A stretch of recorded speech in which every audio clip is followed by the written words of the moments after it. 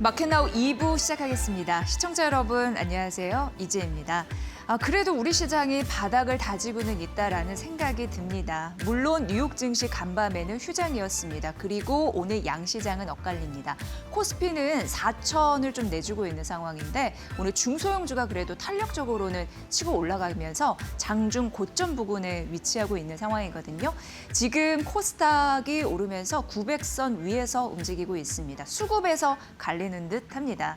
외국인 3거래일 만에 매도세로 좀 전환된 흐름들, 좀 추세가 붙어줬으면 좋겠는데 오늘은 약간 아쉬운 흐름들이 나타나고 반대로 코스닥 시장에서 외국인 좀 붙다 보니까 그래도 상승의 흐름을 놓치지 않고 있진 않나 이런 생각이 듭니다. 오늘 시장에 세 가지 섹터를 눈여겨보게 되는데요. 바로 이어서 앵커 브리핑 진행하겠습니다. 많은 전문가들이 AI 시대가 되면서 로봇주는 대세 중에 대세가 될 겁니다라고 예고해드린 바가 있고 많은 분들이 관심을 가져주시는데 오늘 이러한 이슈들이 있다 보니까 로봇주 전반적으로 함께 뛰는 현상들이 나타나고 있습니다. 현대차가 21년도에 미국 로봇 기업을 인수했잖아요. 그러면서 현대차는 자동차뿐만 아니라 자동차 곱하기 로봇으로 가고 있는 그런 기업입니다. 보스턴 다이내믹스 대표적이라고 할 수 있겠고 한 보도가 있었어요. 이제 현대차 공장에 로봇을 적용시킨다라는 기사 이런 부분들이 있었는데 앞으로 5년에서 10년 내에 수천 대의 로봇을 배치하겠다. 생산성과 효율성을 함께 이끌어줄 가능성 이런 부분을 좀 보셔야 될 것 같습니다. 그러면서 중장기적으로 휴머노이드 양산 계획을 발표한 부분 이게 이제 포인트라고 보시면 될 것 같고요.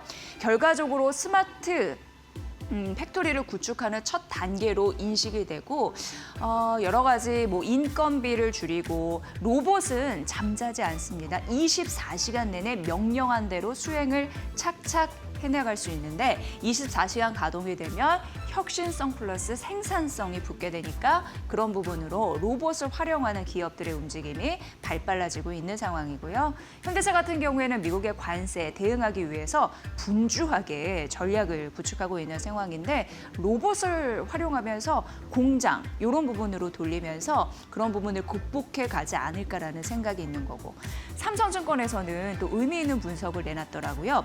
휴머노이드 로봇을 공장에 투입해서 생산력을 만들었을 때 공장 생산량이 60% 이상 증가할 것이다라는 분석 내놨으니까 이 부분 좀 참고해 보시면 될 것 같고요. 현대차, 삼성 다 LG 뛰어들었는데 로봇에 LG전자에서도 관련 연구소를 이제 신설을 했습니다. 그러면서 가정용 로봇도 개발한다라는 이슈가 있는데요. 속도가 더 붙는다라는 얘기겠죠. 그러면서 AI 전환 보통 AIX라고 얘기를 하는데 또 업무 효율화 시키려고 하는 같은 맥락이라고 보시면 될 것 같습니다. 더하기 AI 시대에 굉장히 중요한 건 냉난방 공조라고 말씀드렸습니다.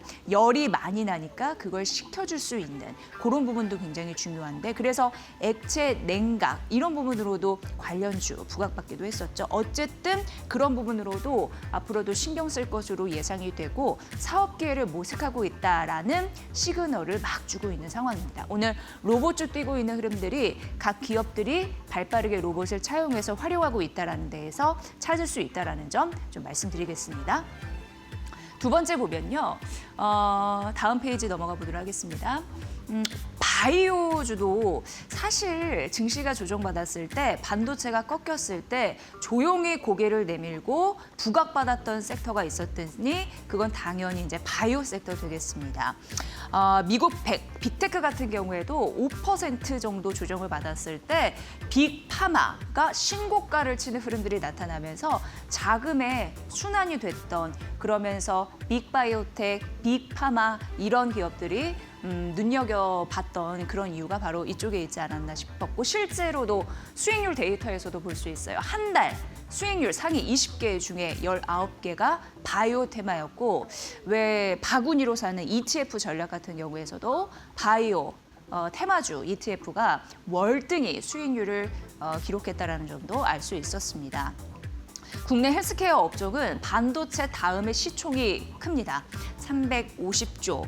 그렇기 때문에 굉장히 중요한 그런 섹터가 되겠고요. 지금 미국 빅파마에서 M&A하고 직접적으로 투자하는 금액이 늘고 있는 상황입니다. 1년 내 33% 비중이 되며 우리나라가 K, 기술 이런 부분으로 앞으로 수출이 잘 되면 거기에서 라이선스 또 계약이 이루어지면 또 먹을거리가 상당히 있기 때문에 기대감이 있다라는 거고 실제로 이제는 K-바이오 눈여겨보고 있는 글로벌 기업들이 많죠. 앞으로 해낼 거리가 있다라는 데에서도 초점을 맞춰보시면 좋을 것 같고요. 다만 항상 바이오, 테크 이런 부분은 옥석 가리기는 중요합니다. 그래서 시장 전문가들은 또 내년 임상 2, 3, 3상 핵심 데이터가 집중 발표되는 시기에 잘 봐야 하는데 옥석 가리기가 굉장히 중요하다라고 하면서 얘기했습니다. 저희 앵커 브리핑 머니코드 시간에서도 옥석 가리기 된 증권사의 종목들 소개해드리고 있으니까 잘 참고해 보시길 바라겠습니다. 자, 그리고 엔터주가 이제 시동을 걸고 있다고 합니다. 그동안 주가가 못 가서 상심이셨던 분들 계셨을 텐데 이제 좀 튀어오를 수 있을까 기대가 되는 대목, 한일령 이런 부분 때문에 우리나라에 방문객이 더 온다 이런 부분이 있는데 당연히 음반 그리고 여러 가지 콘서트, K, 컨텐츠 이런 부분에 자금이 집중될 가능성이 있겠죠. 그리고 엔터주 같은 경우에는 내년 그동안 부진했지만 최대 실적을 기록할 가능성 이런 부분까지 있는 상황입니다. 3분기 실적은 좋지 않았습니다. 그 여파가 11월 내내 주가를 몸살나게 했습니다. 하이브 같은 경우에도 12% 넘게 빠졌고 JYP 20% 가까이, YG 32% 넘게, SM도 14% 추락을 했으니까요. 하지만 많이 떨어졌기 때문에 지금 이 시점에서 봤을 때 증권가의 전문가들은 과도한 저평가다라고 하면서 지금이 적극적으로 매수를 해야 될 구간이다라고 얘기를 하고 있습니다. 게다가 K-팝은 구조적인 성장 시기에 직면했다라고 얘기하고 있더라고요. 그래서 작년과는 다르다라고 언급을 했고요. 왜냐하면 수익 창출 부분에서 엔터주는 고연차 아티스트 있고 저연차 아티스트 있습니다. 고연차 IP, 저연차 IP라고 부르는데 이 두 가지 구조에서 성장성을 보이고 있다는 부분으로 엔터주 자체적으로 기초 체력이 있다라고 얘기를 하고 있습니다. 게다가 내년 음반, 음원 이것도 엔터주 실적에 있어서 굉장히 중요한 섹터인데요. 역사적인 고점 수준에 근접할 가능성이 있다라고 얘기를 했는데 음원 중심으로 소비가 좀 확대되고 있는 최근의 분위기가 있다고 합니다. 그래서 매출은 17% 성장하면서 역사적인 고점 2023년 수준에 근접하고 있다라는 거 데이터를 볼 수 있을지 기대가 됩니다. 그래서 엔터주까지 잘 보시라는 의미에서 좀 희망이 있는 그런 섹터들 점검을 해드렸고요. 지금 한 10시 8분 구간 지나고 있는데 지금 시장 상황 듣고 앵커 브리핑 이어가겠습니다. 김윤주 캐스터 전해주세요. 네, 우리 시장 10시 8분 구간을 지나고 있습니다. 오늘 코스피랑 코스닥은 완전히 엇갈린 흐름을 보이고 있습니다. 코스피는 조금 쉬어가고 있고요. 코스닥 같은 경우는 900선을 회복하는 움직임 가져가고 있는데요. 일단 장 초반부터 지금까지 계속해서 이런 엇갈린 흐름이 지속되고 있습니다. 코스피는 낙폭을 키워가고 있는데 지금 장중 흐름 조금 더 자세히 트레이딩뷰를 통해서 만나보도록 하겠습니다.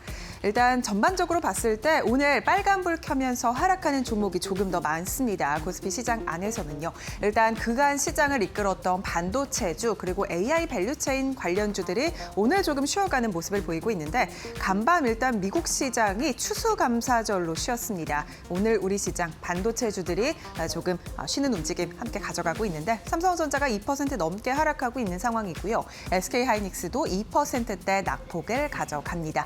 MLCC 업황 회복에 대한 기대감 붙은 삼성전기도 오늘 2.55%가량 하락이고요. 두산도 3% 넘게 쉬어가면서 반도체 관련 밸류체인 일제히 오늘 코스피 시장 안에서는 빠지고 있습니다. 오늘 전력 설비주들도 조금 쉽니다. 지금 HD 현대일렉트릭도 2.38%가량 하락하고 있고 LS일렉트릭, 효성중공업까지 3%가량 하락하는 움직임 가져갑니다. 원전 업종까지 일제히 하락하면서 오늘 전반적으로 AI 밸류체인 전반적으로 쉬고 있다라는 점 체크되고 있고요. 오늘 2차 전지 관련해서 LG 에너지솔루션에 대한 목표가 하향 리포트가 나왔습니다. 이에 따라 오늘 6%가량 하락하면서 장 초반부터 지금까지 계속해서 낙폭을 키워가고 있는 LG 에너지솔루션이고요. 지금 흥국증권에서 목표가를 54만 원으로 내려잡았는데 일단 북미 시장에서 전기차 판매 둔화로 4분기 실적이 적자를 기록할 것이란 전망을 내놨습니다. 이에 따라 오늘 6%가량 하락하고 있다라는 점 짚어볼 수 있겠고요.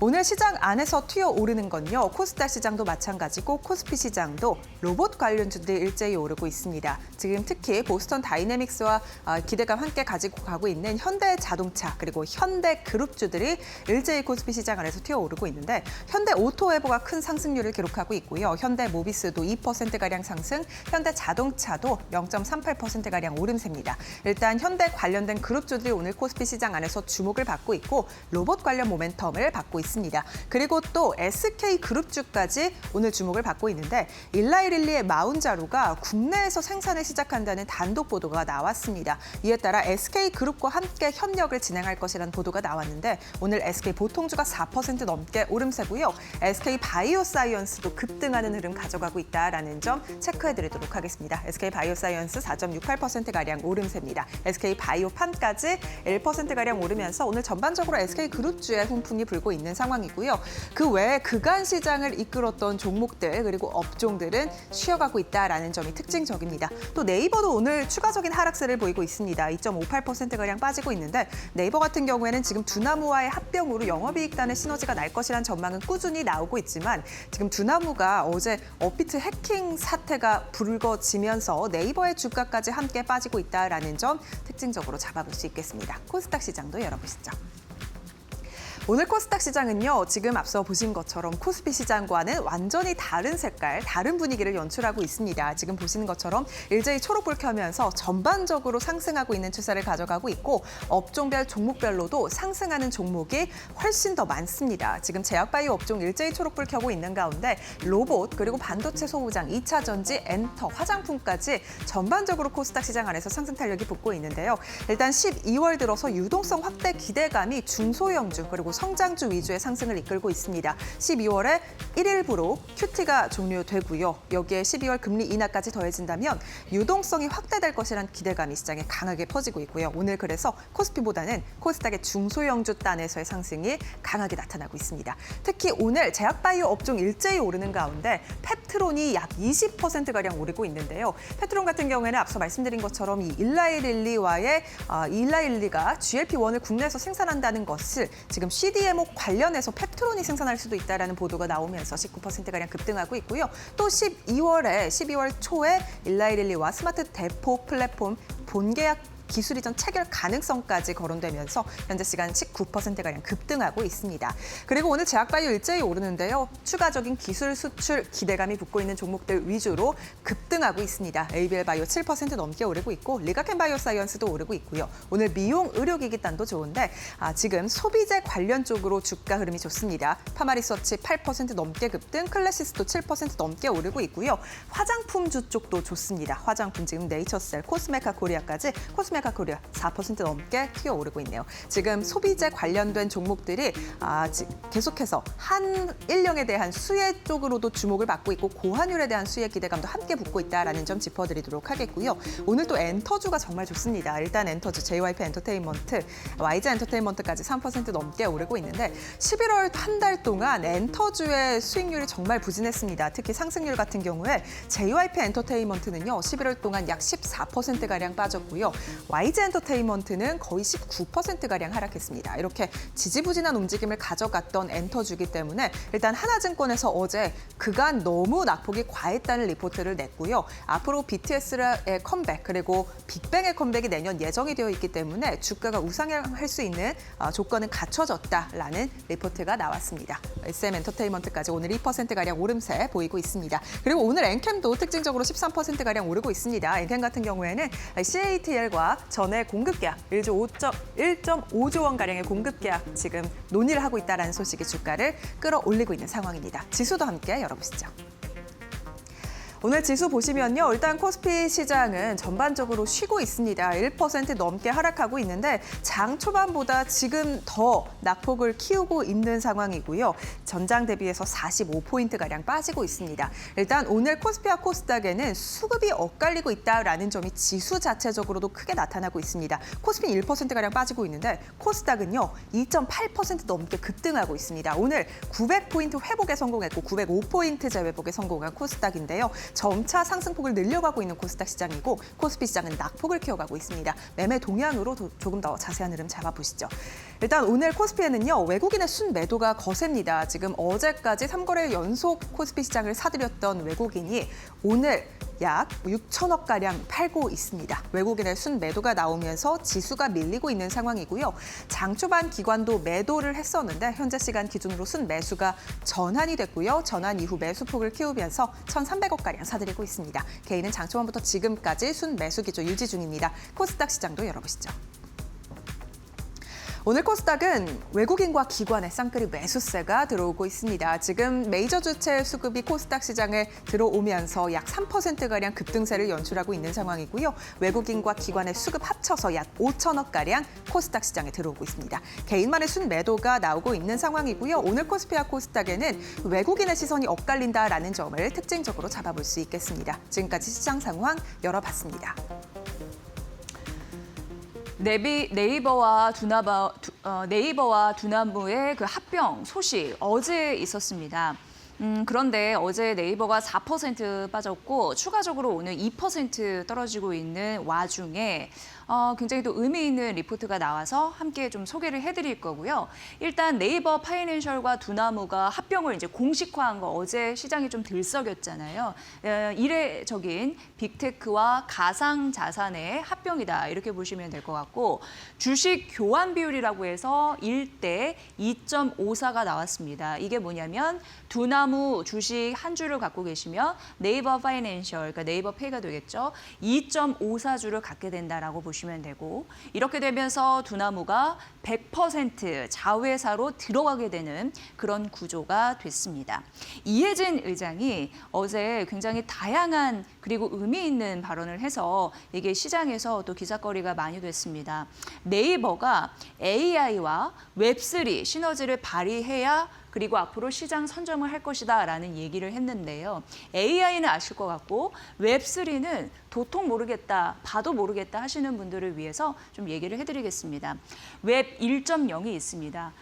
단지 읽을 수 있는 우리가 예전에 생각해보면 그런 부분이었고요. 웹 2.0 같은 거는 우리가 또 유튜브를 만들어서 올리고 거기에 댓글을 달고 서로 커넥션할 수 있는 상호작용을 할 수 있는 그런 게 웹 2.0이라고 보시면 됩니다. 웹 3.0 같은 경우에는 쉽게 얘기해서 제가 지금 앵커 브리핑 머니 코드를 만들어 드리잖아요. 매일같이 방송을 월요일부터 금요일까지 해서 여러분께 그 콘텐츠를 제공을 해드리고 있는데 이게 하나의 자산화, 토큰화가 됩니다. 그러면 이거는 사실 그동안은 이데일리 TV 소유권이었는데 사고 팔 수 없죠. 근데 웹3가 되면 머니코드가 하나의 토큰, 자산화가 돼서 서로 사고 팔 수 있는 매매 거래 조건이 될 수 있고 이거는 돈이 될 만한 데는 갖다 붙일 수 있다. 뭐 예를 들어서 블록체인 기술을 기반으로 해서 이런 개념이 되겠습니다. 그래서 네이버는 앞으로 AI 그리고 웹 3.0 이런 부분을 합쳐서 시너지를 발휘해서 시장을 선점하겠다라는 얘기와 다름없습니다.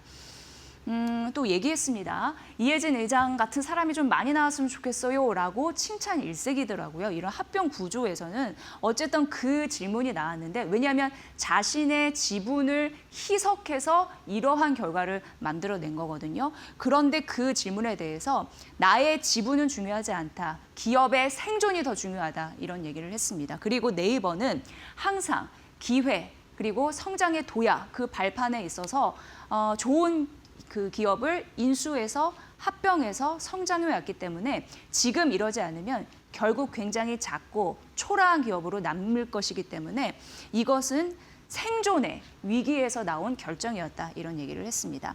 어제 주가가 4% 빠졌습니다. 그 이유 중에 하나가 이런 얘기가 나왔거든요. 5년간 10조 원을 투자하겠다. 그렇다면 1년 단위로 2조 원을 투자하는 겁니다. 과연 뭐 방향성은 알겠는데 2조 원 투자하면서 그만큼 벌 수 있을까에 대한 의문이 있었던 거죠. 그래서 어제 네이버가 4% 빠졌다라는 부분인데 어찌됐건 글로벌 핀테크 시장을 선점하기 위한 생존 의지 이런 부분으로 두나무와 네이버 파이낸셜이 합병을 공식화했다라는 데에서 의견을 좀 많이 주시는 것 같고 이게 어떻게 보면 단기적인 호흡보다는 이제는 장기적인 호흡으로 가야 되는 하나의 이슈가 됐다라는 점 주가의 흐름을 보면은 아실 수 있습니다. 앞으로 미래 전략을 보실 때 블록체인의 기술을 기반으로 해서 결제, 송금 이런 부분으로 이제 네이버가 과감히 뛰어든다라는 데에 만약에 긍정적으로 보신다면 이제 장기적인 투자를 하시면 될 것 같다라는 전문가들의 의견이 있는데 이게 뭐냐면 예전에는 카드사에 결제 수수료를 부과했잖아요. 그런데 앞으로 두나무와 합병을 하면 카드사에게는 안 좋은 얘기가 될 수 있겠습니다만 수수료를 따로 내지 않고도 자구책, 그러니까 스스로 성장할 수 있는, 그러니까 돈이 덜 들어가는 거죠. 그러한 수수료 없는 시장에서 이제 움직일 수 있게 됐습니다. 대표적으로 지금 있습니다. 페이팔도 그렇고, JP 모건도 그렇고, 이게 어떻게 보면은 자사의 플랫폼을 통해서 자산 토크화 시장을 만든 거거든요. 그러니까 이미 하고 있는데 네이버도 이러한 형태로 결제 수수료 없이 스스로 망을 만들어서 사업을 키운다. 카드사에게 은행에는 좋지 않은 소식이겠네요. 이런 부분 좀 보시면 될 것 같고요. 한국투자증권에서 오늘 아침에 리포트를 내놨습니다. 네이버 관련해서도 내놨는데 목표 주가는 올렸습니다. 33만 원으로 올렸고 사실 시장에서 가장 우려했던 부분이 기업 가치가 어떻게 산정이 되느냐 이거였는데 다행히 네이버에는 큰 무리 없이 뭐 아쉬움 없이 뭐 적당한 가격 이런 부분으로 가치가 평가됐다라고 얘기를 하더라고요. 그러면서 목표 주가에 반영을 했다라고 얘기를 했습니다. 그런데 여기 제목 보시면 앞으로 네이버 그리고 두나무 합병에 있어서 대박과 쪽박을 가를 변수가 있다라고 말씀드렸는데요. 리스크는 알고 보셔야 될 것 같습니다. 뭐냐면 두나무 주주들의 설득이 굉장히 중요한데요. 매수 청구권이라는 게 있습니다. 내가 주주인데 기업들이 원하는 방향에 동의하지 않으면 내 주식을 사라라고 요구를 하는 거거든요. 그런데 그 매수 청구권이 1조 2천억 원을 만약 초과한다면 계약이 해제가 될 가능성이 있습니다. 게다가 주주들 구성을 봤더니 두나무의 3대 주주가 카카오 인베스트먼트입니다. 네이버와 카카오는 경쟁자잖아요. 과연 이들을 설득시킬 수 있을까요? 이런 생각이 들게 됩니다. 어쨌든 이런 변수를 무난히 넘을 수 있을지. 그리고 마지막 변수는 공정위, 금융위의 승인 여부가 될 것으로 보이는데 금과 분리의 원칙이 있습니다. 뭐냐면 금융권과 가상자산은 접합할 수 없다라는 원칙인데 이것을 앞으로 규제가 완화되면서 넘을 수 있을지 그리고 지금 네이버와 그리고 1인 두나무가 이렇게 붙었는데 시장 독점 우려도 있기 때문에 이 파고를 잘 넘을 수 있을지 궁금합니다. 그런데 이거 검토하는데 시간이 좀 걸릴 것으로 예상돼서 네이버 주가가 빠졌잖아요. 그리고 이게 장기적으로 회복되는 데는 단기적인 흐름이 아니라 조금 더 인내심이 필요한 구간이다라고 한국투자증권에서는 목표 주가를 올리면서도 얘기했다라는 점 살펴보시면 될 것 같고요. 다만 연말에 디지털 자산 법제화는 속도를 낼 것으로 보입니다. 그리고 민주당의 김병기 원내대표가 디지털 자산과 관련해서 지금 어떻게 발행하고 어떻게 보호할 것인지 대표 발의를 준비를 하고 있는 상황입니다. 게다가 토큰 증권 관련해서도 허용 개정안이 이미 국회 정무위를 통과한 상황입니다. 그리고 글로벌 시장 전반적으로 봤을 때 스테이블, 토큰화 시장도 확대되고 있는 상황입니다. 그래서 규제 완화, 이런 정부 정책에 정말 현실화될 수 있을까? 정말 통과될 수 있을까? 주주들 설득을 시킬 수 있을까? 이런 리스크는 있지만 시대적인 흐름은 결국 디지털 자산 쪽으로 간다라는 데서 봤을 땐 목표주가 상향한 이유가 좀 근거가 있는 거죠. 이런 부분 참고해 보시면 될 것 같습니다. 오늘 시장에서 로봇주가 튀고 있잖아요. 근데 마침 KB증권에서 오늘 아침에 휴머노이드 탑픽주를 가려줬더라고요. 결론부터 말씀드리면 레인보우 로보틱스, 로보티즈, 사면, KNR 시스템 T 로보틱스 되겠습니다. 요 관심주다라는 부분에서 일단 챙기시면 될 것 같고요. 일단 로봇 같은 경우에는 대표 주자가 있습니다. 보스턴 다이내믹스의 아틀라스 로봇 이름이라고 보시면 될 것 같고요. 테슬라의 옵티머스, 그리고 미국 쪽에서는 테슬라 자체 브랜드 있고 피규어 AI 있고 중국 쪽에서는 유니트리 있고요. 유비텍 있습니다. 이런 대표 주자들이 로봇 시장을 선점하면서 가고 있는 와중에 미국과 중국의 패권 전쟁이 굉장히 치열한 상황입니다. 미국은 민간 자본을 기본으로 해서 첨단 AI 소프트웨어 개발에 강점을 갖고 있습니다. 중국 같은 경우에는 정부 워낙 통 크게 쏘잖아요. 기업들. 뭐 이거 AI 데이터 센터의 전력 공급도 마찬가지고 어쨌든 그런 부분에서 가격 경쟁력을 낮춰주기 때문에 기업들이 성장에 대해서 확실히 좀 발휘할 수 있는 그런 룸은 있습니다. 하드웨어 쪽 제조에는 유리한 우위를 차지하고 있는 흐름들이 있고요.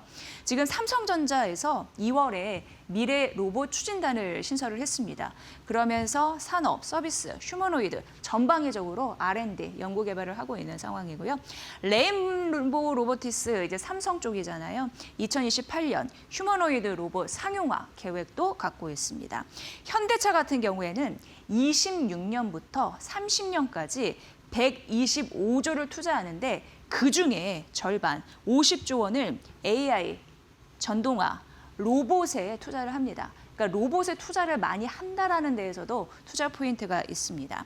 앞으로 AI 발전하고 산업을 변화시키는데 정부가 약속을 했었죠. 규제를 풀겠다라고요. 그렇기 때문에 로봇 산업 정책에 대한 지원도 기대가 좀 있다라는 데에서 살펴보시면 될 것 같습니다. 휴머노이드의 핵심이 있습니다. 관절을 생각해 보시면 됩니다. 왜 예전 로봇 하면 뻣뻣하고 뭔가 좀 어색하고 근데 최근 로봇들은 보다 자연스러워졌습니다. 유연하고요. 그런 부분이 휴머노이드 핵심인 액추에이터 그리고 로봇 손 그게 있습니다. 그렇기 때문에 핵심은 이거라고 보시면 될 것 같고요.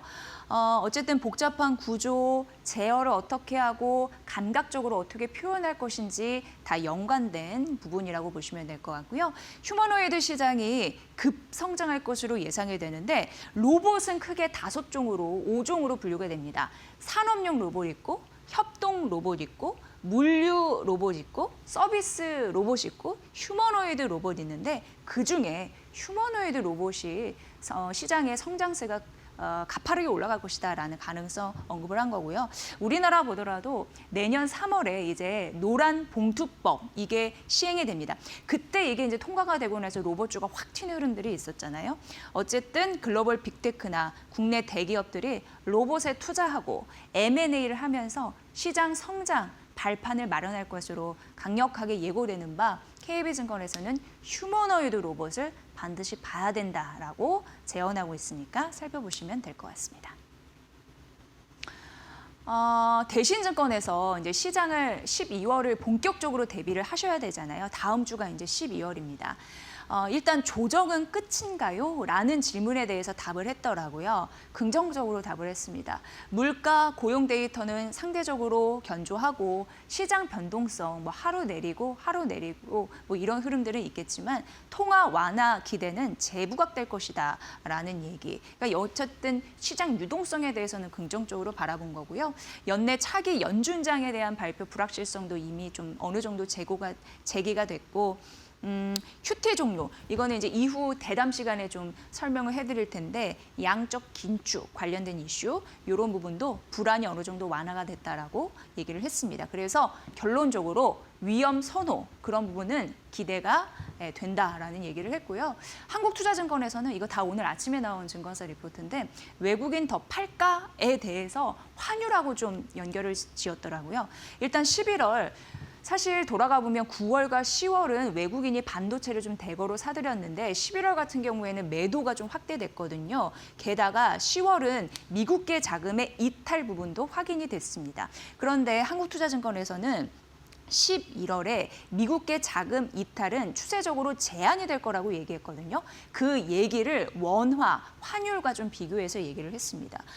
환율이 1,200원이었을 때는 크게 먹고 나가는 흐름들이 있었습니다만 지금 원화 약세가 좀 장기간 되고 있잖아요. 그러니까 지금 팔아봤자 외국인들에게 결코 큰 이익이 없다라는 데에서 앞으로 환율은 지속적으로 높으니까 원화 강세 1,200원대와 다르다 지금 현재 얘기를 하고 있는 겁니다. 그래서 추세적으로 자금 이탈이 크게 되지는 않을 것이다라는 결론을 냈습니다. 이 부분도 챙겨보시면 될 것 같고요. 다음 페이지 넘어가 보면 KB증권 오늘 아침에 삼성전자와 SK 하이닉스에 대해서 그러니까 증시 분석을 하다가 이 대목을 언급해서 잠시 좀 언급을 해드리면 구글 AI 대확장의 최대 수혜주다라고 얘기를 하더라고요. 삼성전자와 SK 하이닉스가 그 이유가 구글 자체 칩 TPU에 대한 이야기 많이 들으셨을 텐데 HBM이 90% 삼성 SK 하이닉스가 이제 공급을 한다고 합니다. 올해 7세대 TPU는 HBM3, 내년 8세대 모델은 HBM4. 그래서 내년 물량이 급증할 거라고 합니다. 그래서 젠슨항은 한편으로 울고 있는데 우리나라의 그 삼성전자와 SK하이닉스는 남몰래 웃는다라는 얘기가 바로 여기서 나오는 거고요. 학습을 넘어서 AI 시대 추론으로 지금 접어들었는데 HBM뿐만 아니라 범용 D램 물량이 급증하면서 내년 서버 메모리 공급도 부족이 되면서 메모리 가격을 이끌 것이다라는 가능성 이런 부분을 언급했고요. 마지막으로 UBS 같은 경우에 내년 코스피 4,350포인트를 예상을 했습니다. 상반기는 메모리가 시장을 견인하는데 하반기는 개혁 수혜, 코스피 5천 가기 위한 그 수혜 얘기하는 겁니다. 모멘텀주로 자금 순환, 로테이션 될 거라고 봤고 앞으로 그래서 여러분이 보아야 하는 거 해외에서 얘기를 하는 겁니다. K 증시에 대해서 배당 확대 관련주,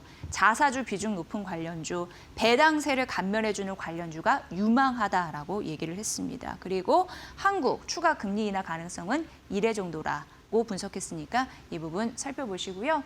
자, 마지막으로 오늘 SK 오르잖아요. 이거는 지금 목표 주가 45만 원으로 DS 투자증권이 올렸는데 SK 하이닉스 괜찮고 SK 실트론이 받쳐준다. 그리고 금산분리 완화가 됐을 때 규제 완화로 가장 큰 수혜를 입을 수 있기 때문으로 정리하겠습니다. DS 투자증권에서 SK 목표 주가 45만 원으로 상향했으니까 이 부분까지 참고해 보시면 될 것 같습니다.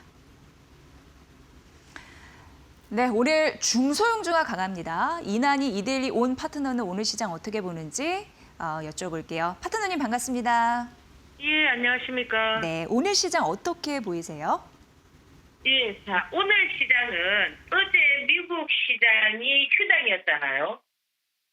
그로 인해서 지금 보면은 살짝 좀 눈치를 본다고 할까요? 이제 아무래도 미국 시장이 며칠 동안 상승을 했기 때문에 오늘 또 금요일이니까 미국 시장이 좀 조정을 보지 않겠나라고 이제 이렇게 생각을 하는 것 같아요. 그래서 이 지금 외인들이 지금 보면은 뭐 외인들이 항상 팔면 하이닉스, 삼성전자, 그죠? 근데 하이닉스와 삼성전자는 팔고 있지만 의외로 지금 어제 이제 코스닥 시장에 이제 봄날이 온다, 그죠? 그런 어떤 정부 정책 거기에 따라서 그런지 모르겠지만 일단 코스닥 시장이 살짝 지금 보면은 흐름이 잘 나오고 있습니다. 그래서 제가 언젠가 이델리 333에서도 말씀드리고 뭐 여러 채널을 통해서 말씀을 드렸지만은 우리 지수를 지금 여러분들께서 삼성전자하고 하이닉스밖에 왜 안 가느냐 이랬지만은 일단 거래소 시장이라는 거를 좀 만들어놨고 지수를 만들어놨고 거기에서 가장 주축이 되어 있던 종목들이 박스권을 아마 형성할 겁니다. 지금 보면은 뭐 하이닉스 최근에 사신 분들 전부 다 아마 손실이다 이러지만은 일단 하이닉스와 삼성전자는 박스권에 두고 그죠? 이제는 뭘 움직이는 시장이냐면은 코스닥 시장을 움직이는 시장이기 때문에 지금 이제 오늘 그와 맞물려서 가장 이제 좀 핵심적으로 코스닥 시장에서 반응을 해주고 있는 종목들이 뭐냐면 바이오입니다. 그죠? 그러면 이제 우리가 코스닥 시장이 가려면은 바이오나 뭐 2차 전지 그리고 이제 반도체 뭐 소부장 관련한 뭐 이런 종목들을 많이 생각을 하시잖아. 그죠? 그래서 그런 부분들이 시장에 반영되면서 오늘 펩트론을 필두로 해서 지금 보면은 시총에 영향을 줄 수 있는 알테오젠이라든지 뭐 D&D 파마텍이라든지 이런 종목들이 움직이고 있고 좀 더 특징적인 걸 본다면은 동원 아나텍 같은 이런 종목들은 보면은 차트가 거의 완성도가 만들어져 있고 재료가 지금 보면은 뭐 당뇨병을 뭐 침으로 그죠 당뇨병을 구분하는 이런 어떤 재료를 안고 지금 보면은 그나마 지금 바이오 중에서 기술적 흐름으로 봤을 때 가장 좀 안정적인 패턴으로 그리고 있다라는 겁니다. 그런데 저는 이 동원하나텍 같은 경우는 재료가 아직 좀 살아있고 기술적으로 움직이기 때문에 이제 여러분들께서 관찰이 필요한 부분이 뭐냐면 또 혹시 이 시장을 주도할 수 있는 주도주가 될 수가 있는가 뭐 이런 것들을 좀 살펴보시는 전략이고 지금 로봇 관련한 종목은 뭐 어제 제가 유튜브에서도 말씀드리고 있지만 뭐 SPG가 상당히 좀 상승 여력이 좋고 하이텐 RNM이라든지 지금 오늘은 보면은 큐렉소가 그저 좀 반응을 좀 해주는 그런 모습인데 여러분들께서도 이 지금 로봇 관련한 종목들도 여전히 지금 오늘 뭐 조정을 보는 하이젠 RNM이라든지 이런 종목들도 관심 있게 보시고 뭐 할라캐스트라든지 이런 것들도 최근에 지금 움직임이 흐름이 잘 나오고 있기 때문에 여러분들께서 뭐 이렇게 한번 체크해 보는 전략 나빠 보이지는 않고요. 그리고 이제 이 반도체 이 뭐 소부장 관련해서는 오늘 보면은 뭐 사이닉 솔루션이 뭐 그동안 그죠 9,000원을 잘 지지하면서 지금 보면은 바닥을 형성하는 이런 어떤 형태를 좀 보여주고 있거든요.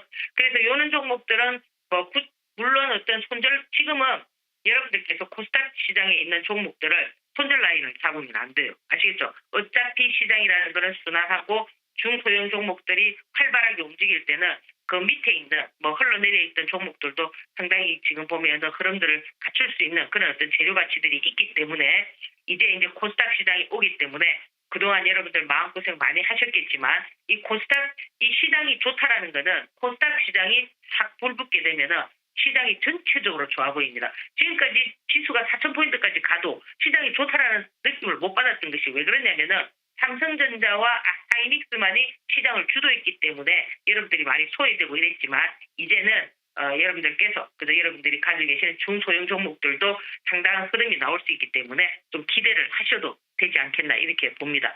여러분들 한 주 동안 수고 많이 하셨고 오늘도 마무리 잘 하시기 바랍니다. 감사합니다. 네, 이번 주 좀 힘들었는데 한 주간 시장 잘 봐주셔서 감사하고요. 다음 주도 잘 부탁드릴게요. 예, 감사합니다. 네, 이난희 파트너님의 주식 시황 설명이었습니다. 바로 이어서 경제 펀더멘털을 잘 이해하고 투자로 이어갈 수 있는 전략에 대해서 알려드립니다. 잠시만요.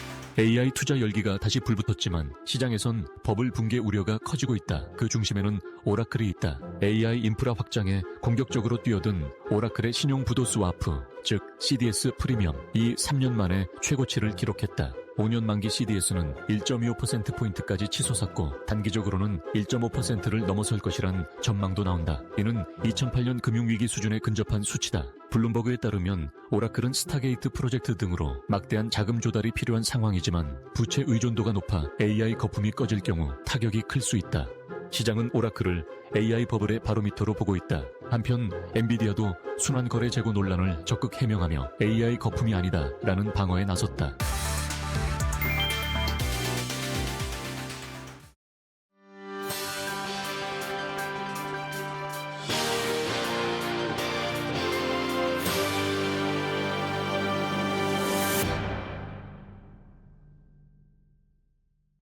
시장은 다 연결돼 있기 때문에 지금 미국 경제를 이해하는 거 굉장히 중요합니다. 기준금리와 직간접적으로 연결돼 있고 시장의 유동성과도 맞닿아 있습니다. 오늘 경제 펀더멘털의 체력에 대해서 살펴보는 시간 가져볼 거고요.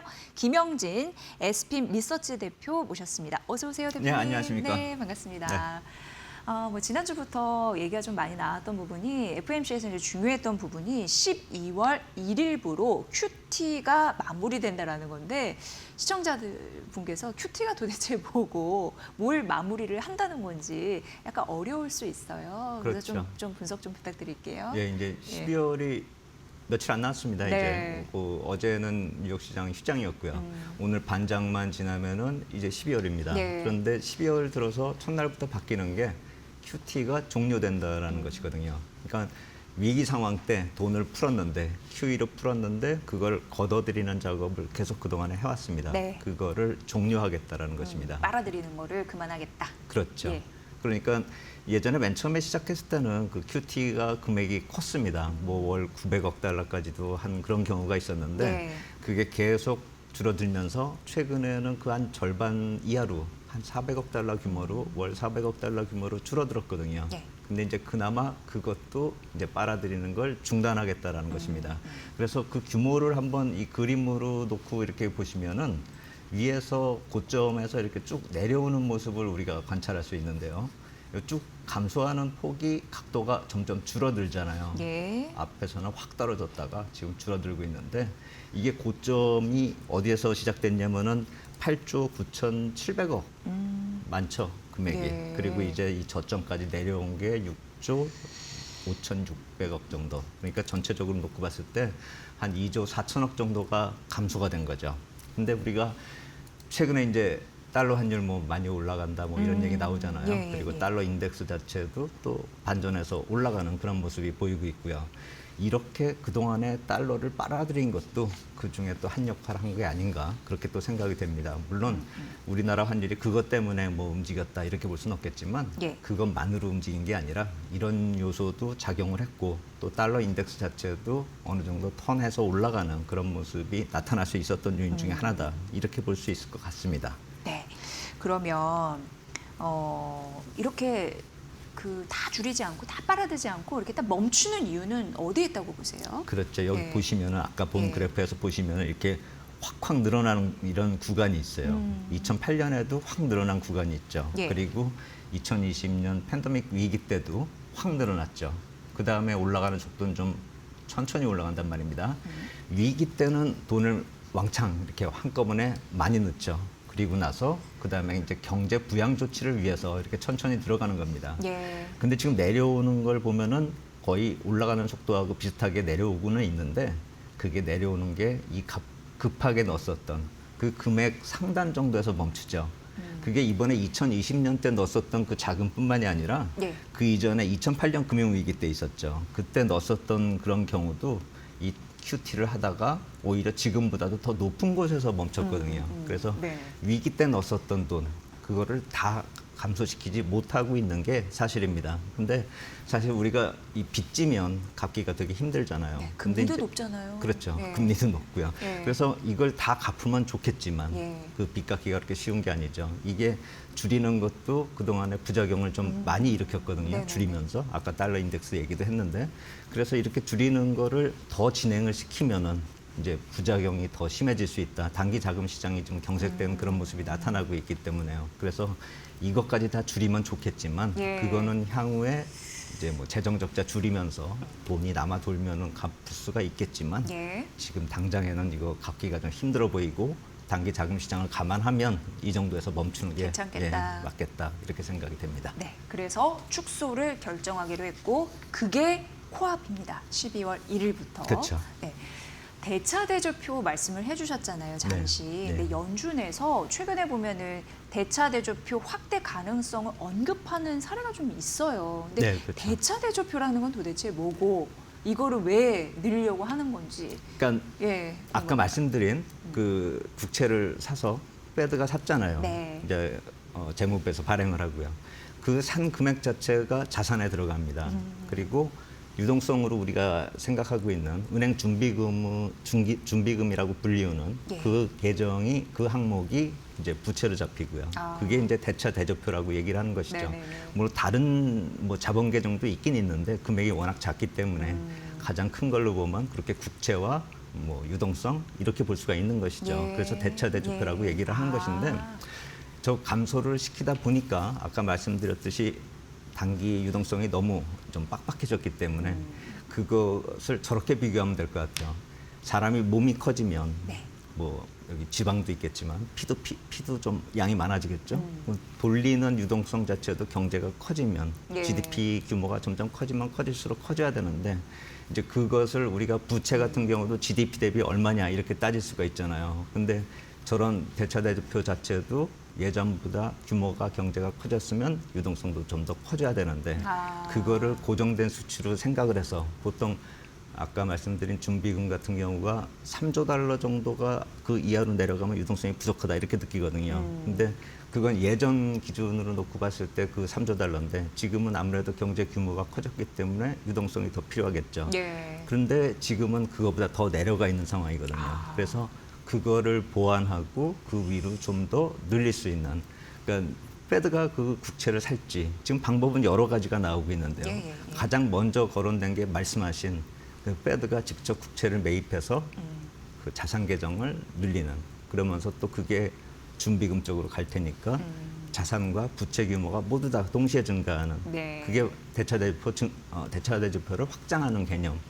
뭐 영어로 보면 뭐 밸런스 시트 익스펜션 뭐 그렇게 표현을 하고 있는데 네. 그 과정이 이제 임박했다.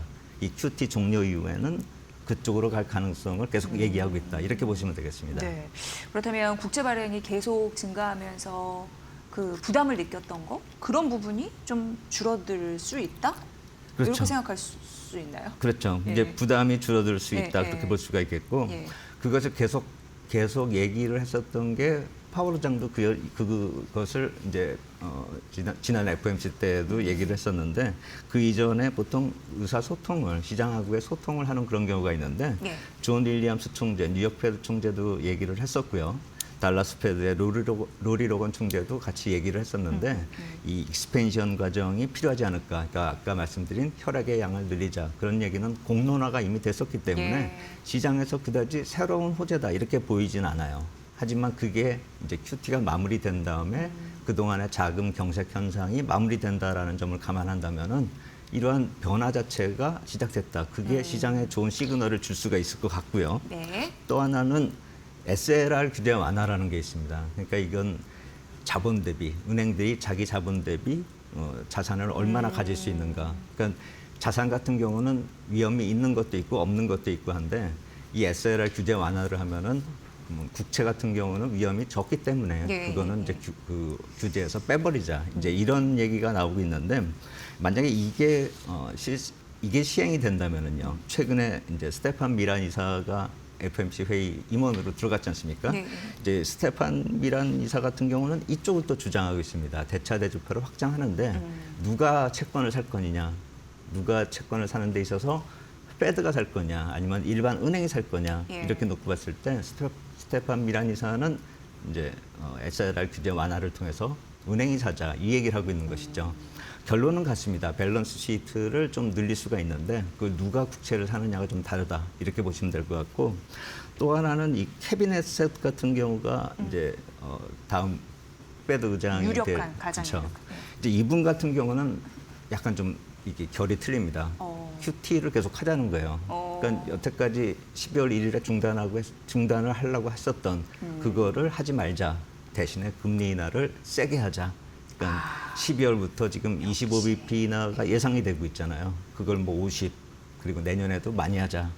이렇게 하다 보면 사실 트럼프 대통령 입장에선 제일 좋아할 게 금리 인하를 당장에 많이 하는 게 좋아하겠지만 그것이 또 문제가 될 수 있는 게 케빈 헤셋 같은 경우가 만약에 페드 의장이 된다 하더라도 실제로 되는 건 내년 6월 이후란 말입니다. 네. 그래서 그 동안에 어떻게 끌고 갈까 그것이 또 중요할 텐데 그래서 이 SLR 규제 완화가 중요하게 여겨질 수 있는 게 지금 케빈 헤셋이 설사 의장이 되더라도 네. 6월 이후의 얘기이기 때문에 6월까지는 케빈 헤셋 의견이 반영이 안 돼도 상관이 되고. 없잖아요. 예, 그렇죠. 그때까지는 제롬 파월로. 제롬 파월 의장인데 제롬 파월 의장 같은 경우는 미란 이사하고 그렇게 의견이 크게 틀리지가 않아요. 네네네. 그러면 스테판 이사가 얘기한 것처럼 SLR 규제를 완화를 하면은 보통 한 2조 달러까지도 여유가 생길 수가 있습니다. 예. 국채를 매수할 여유가요. 그렇다면 이게 내년 1분기, 2분기, 잘하면 3분기까지 국채 발행량 증가를 누를 수가 있어요. 한마디로 다 사줄 수 있다라는 거예요. 네. 그러고 나서 케빈 헤셋이 의장이 되면은 네. 결국에 유동성도 공급하고 금리도 인하시킬 수 있는 가장 좋은 이상적인 케이스가 되는 것이죠. 그러니까 이 경우는 페드의 의견이 뭐 대립되고 있다거나 아니면 트럼프 대통령하고 파월 의장이나 이 FMC나 이쪽 간에 알력이 있다 이렇게 볼 것이 아니라 가만히 이 구도를 시간상의 타임테이블 이거를 좀 생각을 해본다면은 내년 2분기까지가 유동성 완화를 하고 그 다음에는 금리 인하 쪽으로 갈 수 있는 최선의 선택이 될 수가 있는 것이죠. 그래서 그 맥락이 될 수 있는 그게 결정이 될 수 있는 게 제 생각에는 한 4월경. 네네. 4월에 재무부 분기 자금 조달 계획이 있단 말입니다. 그때가 중요 포인트가 될 수가 있는 게 이러한 일정을 감안하면은 이 4월이나 아니면 그 7월 사이에서 그런 중요한 결정이 나타날 수 있고 그것이 시장에 상당히 긍정적인 영향을 미칠 수 있다. 12월도 긍정적인 모습이 나타날 수 있는데 시간이 가면 갈수록 더 긍정적인 효과는 커질 수 있다. 이렇게 보시면 될 것 같아요. 대표님 이렇게 차분차분 말씀을 해주시니까 이해가 좀 되네요. 그러니까 서로의 알력 다툼 이거를 벗어나서 그 케빈 헤셋 그 차기 연준위원장으로 굉장히 유력한 인물인데 이 사람이 되는 걸 또 시장에서 반겼던 이유가 또 있네요. 그렇죠. 어쨌든 지금부터 6월까지 유동성은 늘어났는데 이 차기 연준위원장이 정말 된다면 그때 또 기준금리 인하할 거니까 그렇죠. 유동성 플러스 예. 이렇게 이해하면 되는 거죠. 할 수 있는 건 다 하는 거죠. 그러면 트럼프 대통령 입장에서도 이걸 모르지 않을 텐데 그렇죠. 금리 인하 효과는 있는 거잖아요. 그렇죠. 어. 그게 중요합니다. 예. 금리 인하 효과를 봤을 때 예. 어떤 효과가 날까 그걸 한번 생각해 본다면 네네. 실물 경기 쪽으로 영향을 줄 수 있는 거는 유동성도 뭐 실물 경기 쪽으로 영향을 줄 수 있겠지만 예. 그건 사실 자산 인플레이션 쪽으로 미치는 영향이 좀 크고 그 또 부의 효과로 인해서 2차적으로 경기를 불러일으키는 경기를 활성화시키는 그런 효과가 날 수 있는데 직접적으로 경기를 만들어낼 수 있고 예.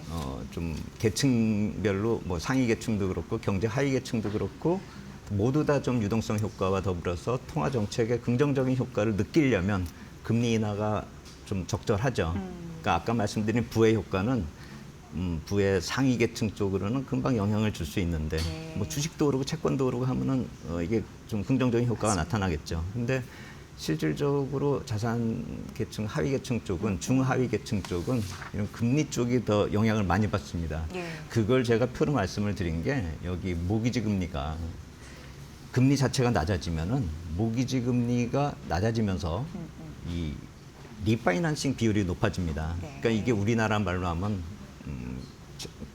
갈아타기요, 대출 갈아타기. 금리가 낮아지면은 예전에 비싼 금리를 낮은 금리를 바꿔 탈 거 아닙니까, 네네네네. 대출을. 그 규모가 이렇게 증가를 하다가 최근에 금리가 약간 좀 올라가는 추세 약간 보이니까 또 낮아지고 있는 그 모습을 나타내고 있거든요. 그러니까 갈아타기 자체가 계속 활성화되고 그렇게 된다면은 금리에 대한 부담이 줄어들면서 가계에서 소비 여력이 생기겠죠. 그러네요. 예, 그게 유동성 효과로 긍정적인 효과를 나타낼 수 있다라는 것이고 또 하나 그림은 아까 말씀하신 대로 계층별로 이 자산 구조가 틀립니다. 예. 이 상위 계층 이 0.1% 그리고 상위 10%, 또 상위 1%, 상위 10%, 그다음에 이 아래쪽은 이제 중위권, 그러니까 상위 40%, 그다음에 하위 50%.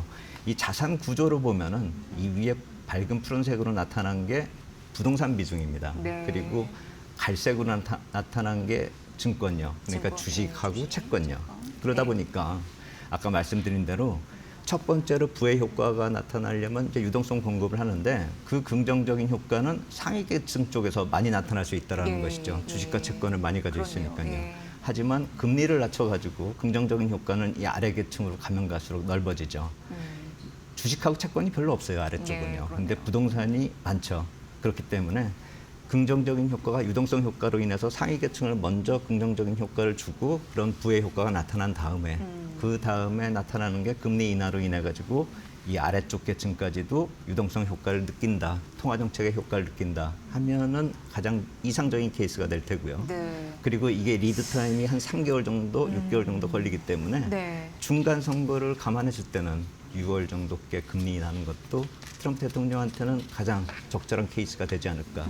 지금 아까 말씀드린 그 타임라인 자체가 네. 트럼프 대통령이 딱딱 만들어 가지는 않아도 지금 아주 제일 좋게끔 형성이 예. 되고 있다. 이렇게 보시면 될 것 같습니다. 근데 이 질문을 좀 반드시 드려야 되겠네요. 그런데 금리 인하가 좀 베스트긴 한데 고른 뭐 규의 균형, 불의 네, 네. 균형 이런 네. 걸 생각해봤을 네. 때는.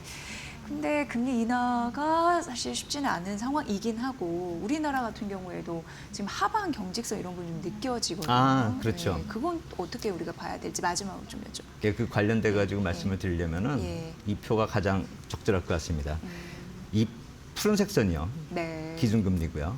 이 붉은색 선이 예. 실질로 유통금리 수익률입니다. 그러니까 금리를 낮춘다 해가지고 예. 유통 수익률이 같이 내려와 줘야 되는데 그 미리 내려와 버린 그런 경우에 있어서는 나중에 따라 내려오는 게 아니라 그걸 선반영하게 돼 있습니다. 네. 그러니까 금리나 초기에는 유통금리가 먼저 내리는데 나중에 이게 반전돼서 금리가 이제 바닥을 치게 되면은 이 유통금리가 기준금리를 상회하게 됩니다. 그렇기 때문에 기준금리를 내리더라도 효과가 없어지는 것이죠. 그렇네요. 예, 유통금리가 낮아져야 되기 때문에. 그래서 아까 말씀드린 대로 시기가 뭐 중간 선거를 앞두고 어느 정도까지 이렇게 역산을 해서 트럼프 대통령을 위한 시간 뭐 이렇게 따질 수도 있겠지만 예. 실질적으로 기준금리를 빨리 내리지 않으면 그러니까 예. 내년 상반기 안에 내리지 않으면은 언젠가 이제 바닥을 칠 거다라는 생각이 되면 내려봐야 실질 유통 수익률은 더 내리지 않고 거기서 위에서 턴해버려서 올라갈 수가 있기 때문에 이게 내년 상반기 그러니까 이 역시 마찬가지로 한 3월에서 7월 사이 그 정도 더 추가적으로 인하폭이 확대되어야지만 긍정적인 효과가 실물 경기로 간다. 그렇게 예측할 수가 있는 것이죠. 네. 오늘 김영진 대표님의 말씀 들어보니까 금리 그리고 시장의 유동성, 연준의 정책 이런 부분은 굉장히 중요하겠다. 시장 분위기상 네. 이런 생각이 들었고 어려운 개념이었는데 이해하기 쉽게 말씀해 주셔서 좋았습니다. 다음에도 이런 중요한 이슈 있을 때 꼭 좀 부탁드리도록 할게요. 네, 알겠습니다. 자, 오늘 김형진 SPM 리서치 대표님 모시고 말씀 들었습니다. 고맙습니다. 감사합니다.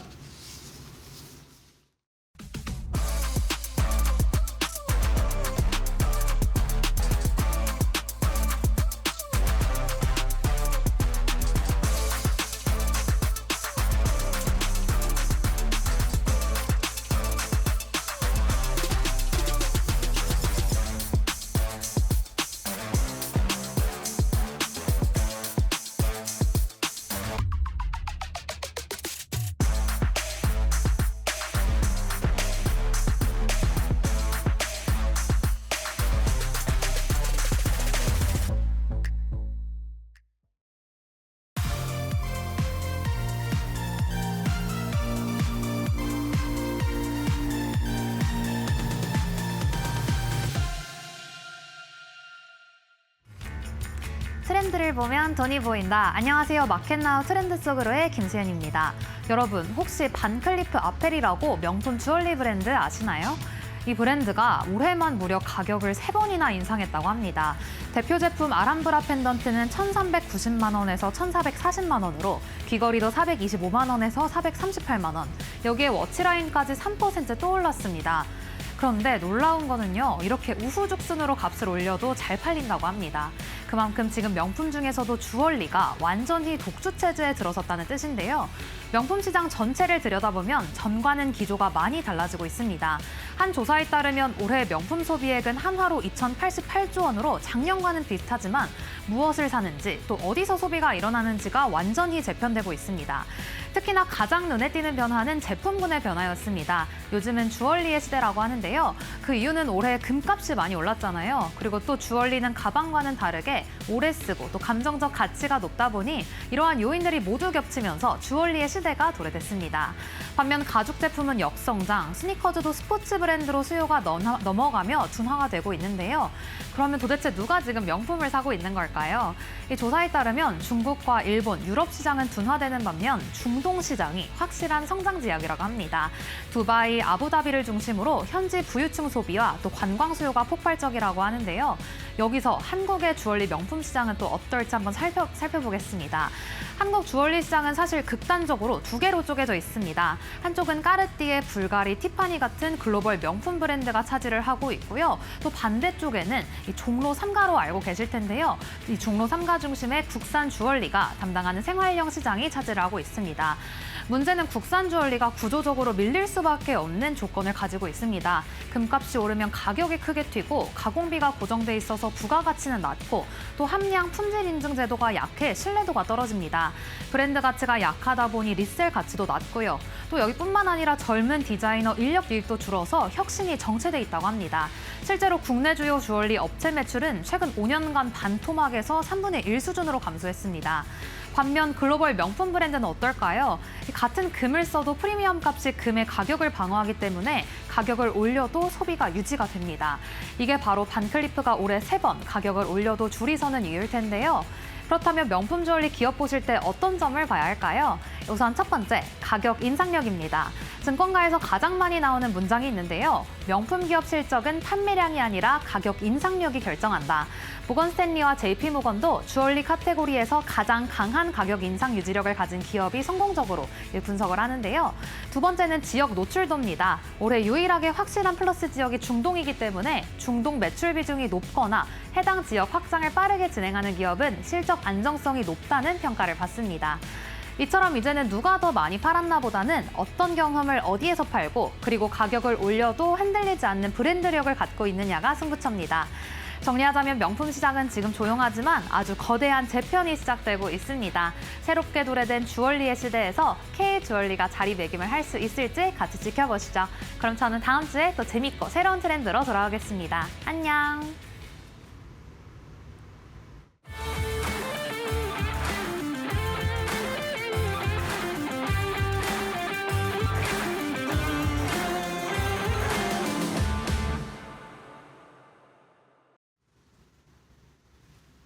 안녕하세요. 마켓마블 신일섭입니다. 저 보다가 깜짝 놀랐잖아요.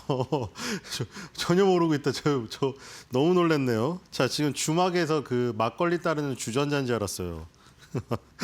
너무 웃긴데, 자, 현대오토 에버부터 보도록 하겠습니다. 진짜 깜짝 놀랐네요. 제 얼굴 나와가지고. 현대오토 에버. 이것도 사실 굉장히 오르지 않는 종목이죠. 그렇죠? 현대오토 에버도 좀 포텐이 터질 때가 됐는데 언제 터질런지. 터질라고 하면 꺼지고 터질라고 하면 꺼지고 굉장히 지금 약 올리고 있는데요. 이번에는 터질 수 있을런지 한번 지켜보도록 하겠습니다. 기업 개요 볼까요? 현대오토에버는 IT 백업 뭐 이런 기업이죠.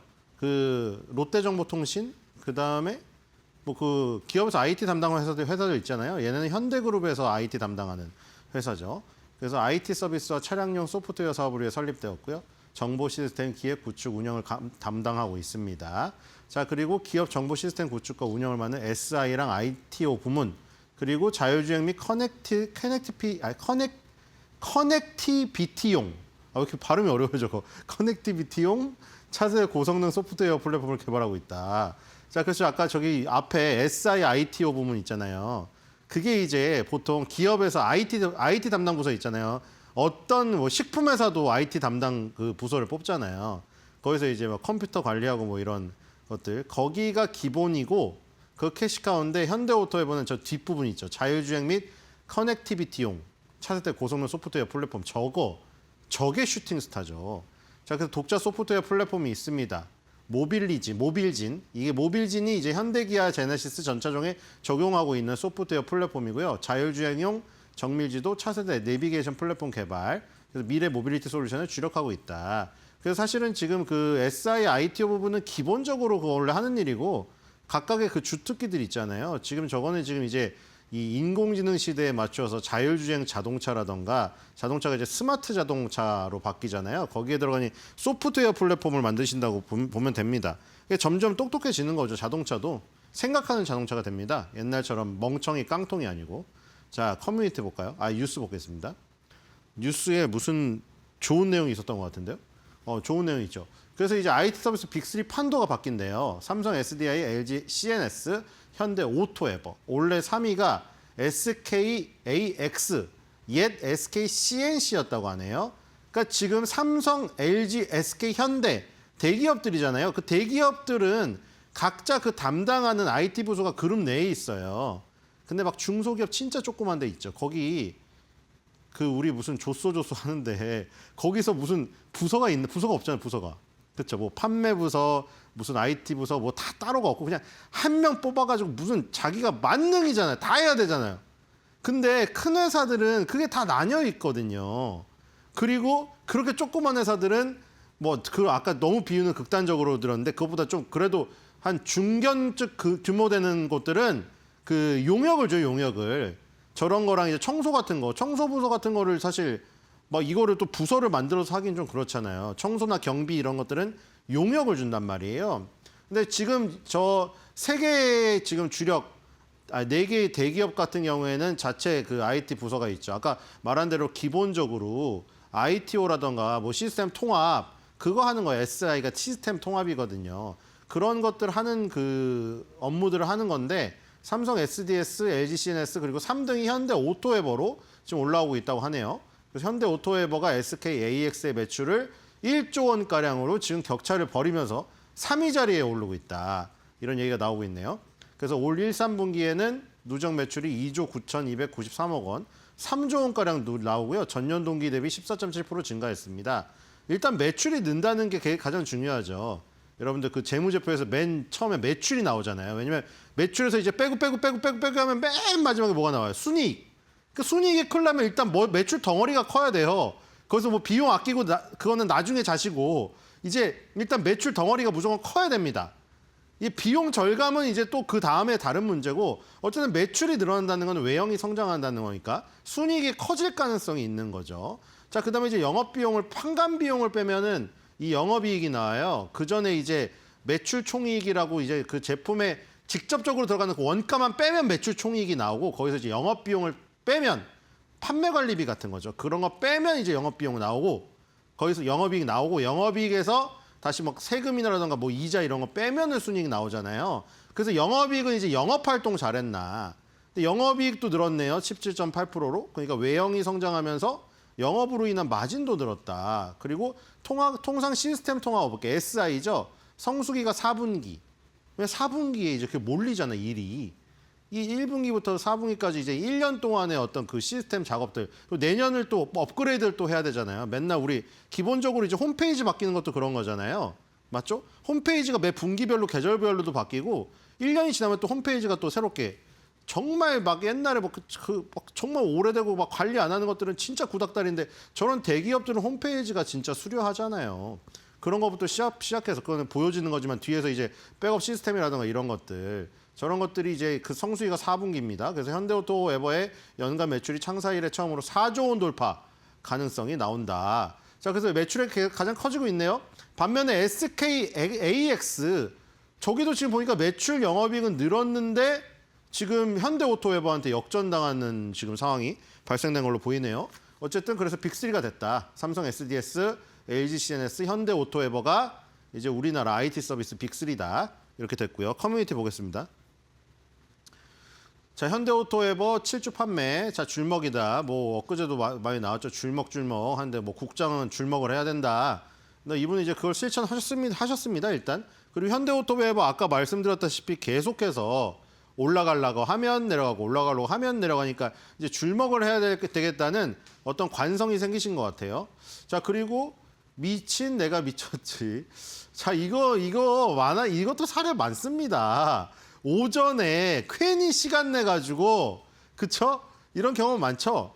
오전에 굳이 막 못할 상황이 매매를 아예 못할 상황인데 정말 어떻게 짬을 내 가지고 팔았는데 오후에 올라버리니까 이게 미칠 노릇인 거죠. 오전 스케줄을 오후로 미루고 오전에 팔았는데 저런 일 발생되면 이제 오후 스케줄 하면서도 계속 신경 쓰고 이게 모든 일이 손에 안 잡힙니다. 이게 주식이 그래서 무조건 올라야 되는 게 자신의 삶에 영향을 미쳐버려요. 그렇죠? 전업 투자자는 뭐 전업이니까 그렇다 치고 전업이 아니신 분이 훨씬 많잖아요. 그러니까 이게 영향을 너무 많이 미칩니다. 다른 사람이랑 얘기할 때도 그 생각 때문에 대화에 집중도 안 돼요. 지금 저런 상황이 발생됐고요. 그리고 너 22만 원까지 절대 안 팔 거야. 지금 19만 8,900원이거든요. 22만 원이면은 지금 이번 달에 최고가가 거의 25만 원까지 갔었거든요. 쭉 밀렸는데 거기서 밀린 게 왜 밀렸냐면 2023년 9월 달 때문에 그래요. 그렇죠? 지금 이거는 이 전에는 이제 안 나와. 이 전 거는 지금 오늘 얘기를 안 하기 때문에 오늘은 왼쪽에 좀 잘려도 괜찮죠. 여기부터 얘기하니까요. 자, 지금 2023년도 9월 달 여기잖아요. 여기 지금 고점을 가려다가 또 실패했거든요. 자, 이걸 뚫면 뭔가 시세가 나올 법한데 이거 현대오토베고바가. 그렇죠? 지금 뭔가 자율주행 인공지능 이런 거 붙어가지고 지금 그렇죠? 시스템 통합만 하던 회사가 지금 뭔가 이 자동차의 두뇌가 될 것 같은 그런 그렇죠? 현대오토베고밖에 없거든요, 이게. 그러니까 테슬라로 따지면 저기예요. 테슬라의 저기 자율주행차 만드는데 이제 거기 뭐 오토 저기 들어가잖아요. FSD 들어가는데 그거에 지금 그거랑 비슷한 개념의 이 자동화 솔루션, 스마트 자동화 솔루션, 이 자동차 솔루션 이거를 지금 구축하려면은 우리나라 기업에서는 현대오토에버밖에 없거든요. 근데 이게 뭔가 이제 불이 붙으려고 하면 자꾸 떨어져서 어쨌든 22만 원까지 바라보는 거는 일단 현실적인 목표 같아요.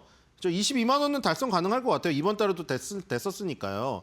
이게 25만 원 이상이 이제 문제인 거죠. 지금 여기를 뚫어야 돼, 여기를. 여기가 지금 이 당시에 지금 보세요, 이게. 이러니까 이게 지금 이 당시에 2023년 9월 달에 고가로 49.69가 올랐는데 종가가 6.20이었거든요. 그러니까 이거 보세요. 이게 왜냐면 진짜로 그럴 만도 해요. 이거 지금 제가 가장 많이 맨날 좋아한다고 이거 코스피 차트도 이럴 때 이거 후회할 날이 올 거라고 그리워할 날이 올 거라고 이런 거 설명드릴 때 나왔던 차트 아니에요? 오랫동안 행보한 다음에 돌파할 때 야 이거 진짜 됐다 싶었을 거예요. 제가 봐도 이게 됐다 싶었거든요. 이것도 그쵸? 상승 후에 행보를 이렇게 3년 하다가 뚫으니까 와 이거 됐다 진짜 이제 됐다. 이거 하나 에어로스페이스 뭐 두산에너빌리티 그렇게 되겠네. 와 했는데 거기서 이제 그 결단을 내려서 딱 힘을 실어버리신 분은 자산을 실어버리신 분은 그 순식간에 마이너스 40%가 난 거예요 이게. 그러니까 이게 참 절망적인 거거든요. 그리고 나서 이 사람의 마음을 정말 힘들게 하는 게 뭐냐면 2025년도 4월 달에 보세요. 어디까지 갔나. 그 3년 동안 행보했던 박스권 하단부까지 다시 빠졌단 말이에요. 와 그래놓고 여기서 또 털게 만들고 다시 지금 여기 올라온 거거든요. 이건 진짜 힘들게 하는 거예요. 현대오토웨버 같은 차트는 진짜 개인 투자자분들이 진짜 힘들게 하는 거예요. 이거는 마음이 너무 이 갈대처럼 움직일 수밖에 없게 살랑살랑 흔드는 거죠. 정말 미칠 노릇인데 이러니까 위에서 물리고 밑에서 또 털리고 계속 그거거든요. 지금. 그러니까 지금 이번에만큼은 좀 그렇죠? 양치기 소년짓을 안 했으면 좋겠습니다. 제발. 그러면 이제 저분이 22만 원 이제 마무리 짓고 25만 원 돌파해서 2023년도 9월 달에 물렸던 저 부분, 저 매물이 있는 저 부분을 뚫고 정말 포텐이 한번 터질 수 있을 것 같은데 지금 나올 것 같긴 한데요. 그렇죠? 언젠지를 지금 모르겠습니다. 일단 기대는 좀 해볼게요. 자, 코스닥 보겠습니다. 코스닥은 오늘 또 바이오네요. 바이오 요즘에 미쳤나요, 진짜? 자, 펩트론입니다. 오늘 또 1112 이거 뭐죠? 1112 왜 이러죠? 자, 일단 1112가 미국 시장에서 신고가를 가고 있잖아요, 지금. 지금 매그니피센트 7의 옛날에 후보로도 거론됐었죠. 1112가. 1112가 지금 신고가 갔는데 1112가 왜 중요하냐면 1112랑 우리나라 제약사들이랑 바이오사들이랑 관계가 굉장히 깊어요. 지금 얼마 전에 ABL 바이오 지금 대박 터진 거 그거 1112 아닙니까? 근데 지금 오늘은 또 펩트론이에요, 지금. 자, 펩트론. 일단 내용 볼게요. 97년도에 생명공학 첨단 기술 소재의 제조랑 의약품 연구개발 주요 사업으로 대전에 설립됐네요. 그렇죠? 그다음에 2015년에 코스닥에 상장했고 펩타이드 공학과 약효 지속화 기술. 저게 지금 중요한 거 아닙니까? 약효 지속화 기술. 펩트론이 지금 저것 때문에 약효를 지속하면 이제 비만 치료제로 예를 들면 그거잖아요. 싹센다가 하루에 한 번이었고 그다음에 그 후에 나온 것들이 이제 일주일에 한 번, 이제 한 달에 한 번, 뭐 3개월, 6개월 늘어나잖아요. 그렇게 늘리기 위해서 꼭 필요한 기술이 바로 저 약효 지속화. 약효 지속화 기간이 늘어나면 늘어날수록 그 막기 싫은 주사 바늘의 고통을 기간을 늘릴 수 있다. 그렇죠?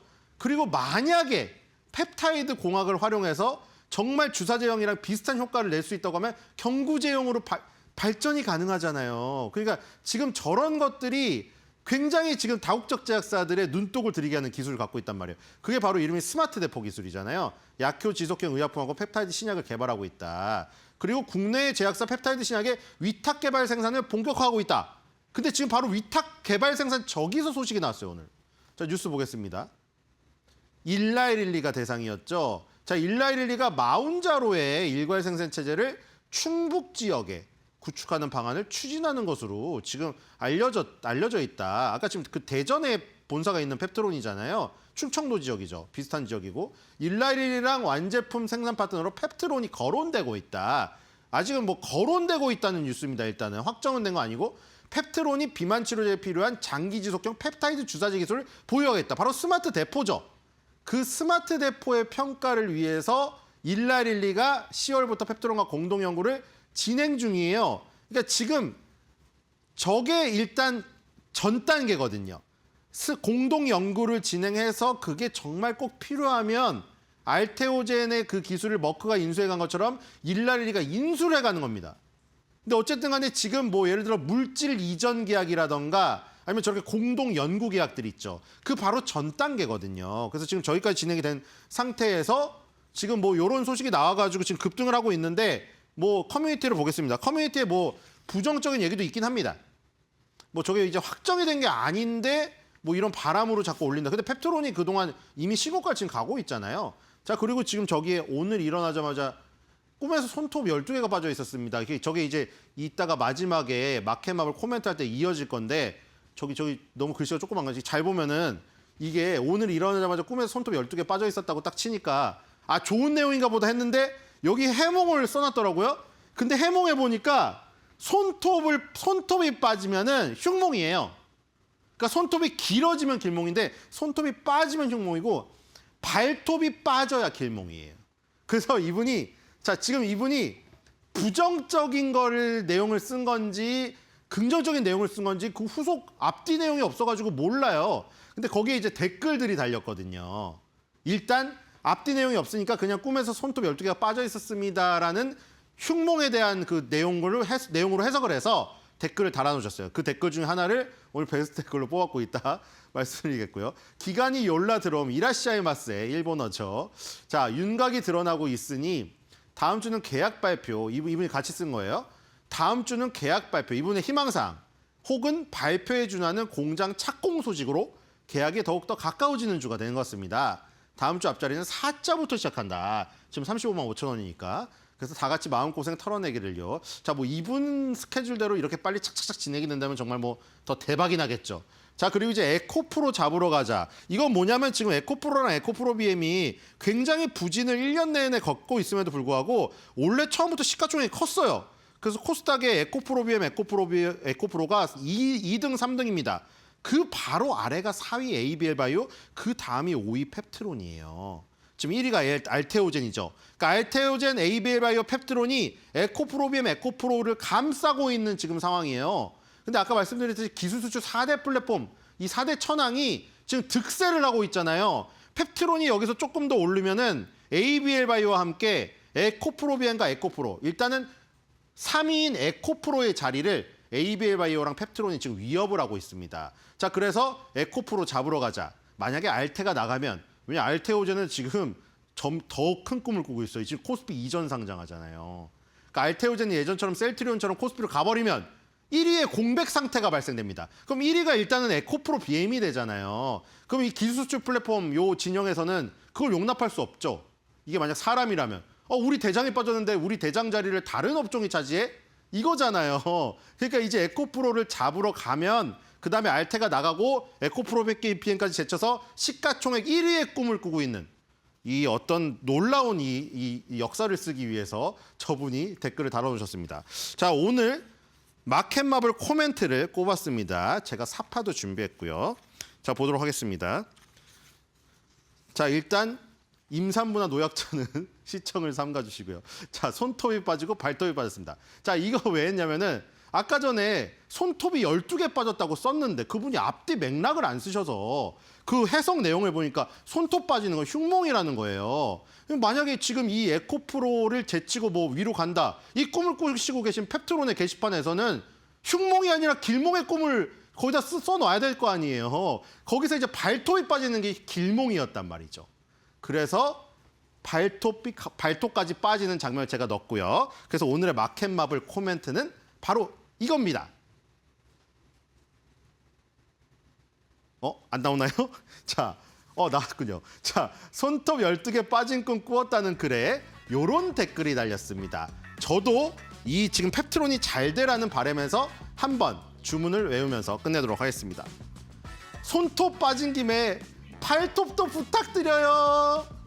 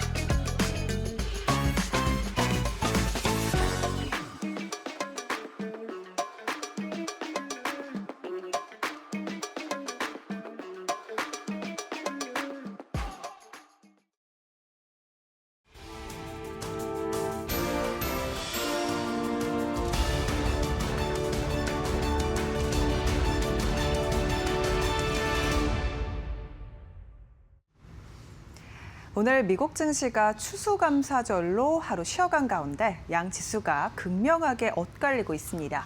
코스피는 이번 주 급등했던 AI주들이 쉬어가면서 장중 3,940선도 내려놨었는데요. 코스닥은 정부의 코스닥 살리기 정책 기대감에 8거래일 만에 900선 재회복에 성공했습니다. 현재 양 지수 상황 바로 열어보시죠. 오늘 코스피 코스닥은 엇갈린 흐름 가져갑니다. 코스피는 1%가량 하락하면서 3,946포인트 지나가고 있고요. 전장 대비해서도 40포인트가량 하락, 장 초반보다 현재 시간 기준으로 계속해서 1%가량 낙폭을 키운 상태입니다. 코스닥 같은 경우는 2.79%가량 상승하면서 지금 상승폭이 확대되고 있는 상황이고요. 904포인트 지나가고 있습니다. 오늘 대형주 단에서의 하락이 가파릅니다. 지금 반도체 그리고 조선, 방산, 원전 일제히 쉬어가고 있는 코스피고요. 코스피 200도 1% 넘는 낙폭을 가져가고 있습니다. 매매 동향도 함께 열어보시죠. 일단 코스피 시장에는 외국인의 순매도가 거셉니다. 전장까지 3거래일 연속 사들였던 외국인이 오늘 8천억가량 팔면서 지금 코스피 지수를 하방 압력을 가하고 있는 상황이고요. 8,800억가량 팔고 있습니다. 매도폭이 점차 거세지고 있는 상황이고요. 개인과 기관의 순매수가 들어오고 있는데 개인이 6천억가량 사들이고 있는 상황, 기관은 2,700억가량 사고 있습니다. 코스닥 매매 동향도 열어보시죠.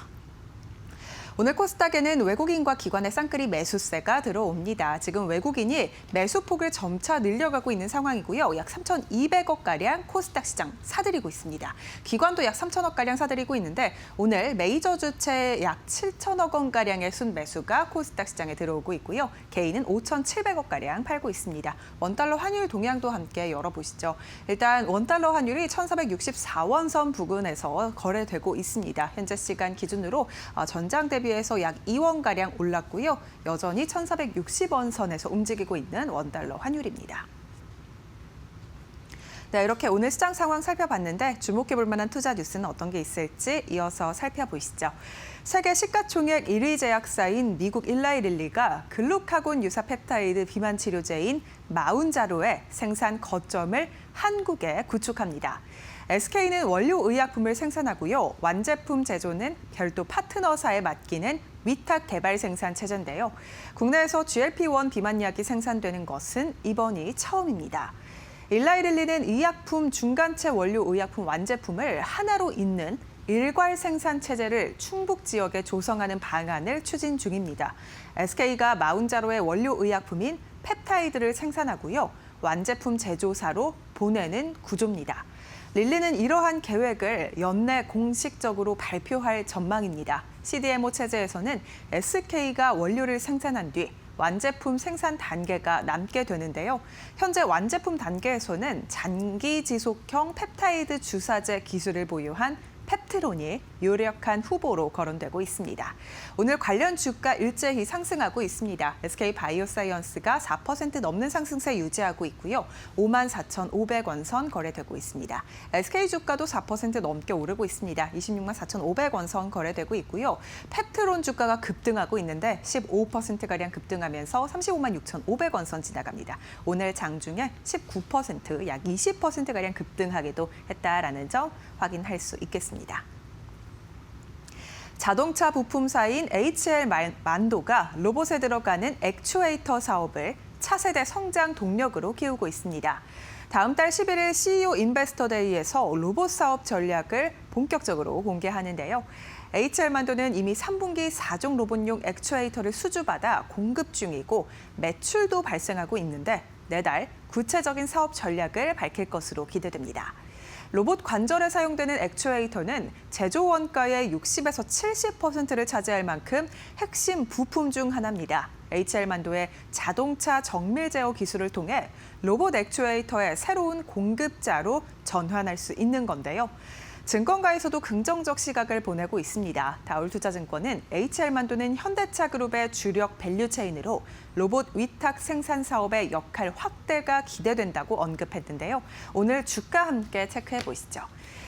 HL만도 같은 경우에는 6% 넘게 오름세입니다. 오늘 46,000원 선 거래되고 있고 현대그룹주들도 로봇 관련주들의 상승세와 함께 오르고 있는데 현대오토웨버 5.85%가량 급등 199,100원 선 지나가고 있고요. 현대모비스도 1.15%가량 오르면서 코스피 시장 안에서 현대그룹주 로봇 모멘텀 받고 움직이고 있다는 점 체크할 수 있겠습니다. 오늘 코스피와 코스닥이 엇갈린 흐름을 보이는 가운데 반도체주 약세에 코스피가 나흘 만에 반락했습니다.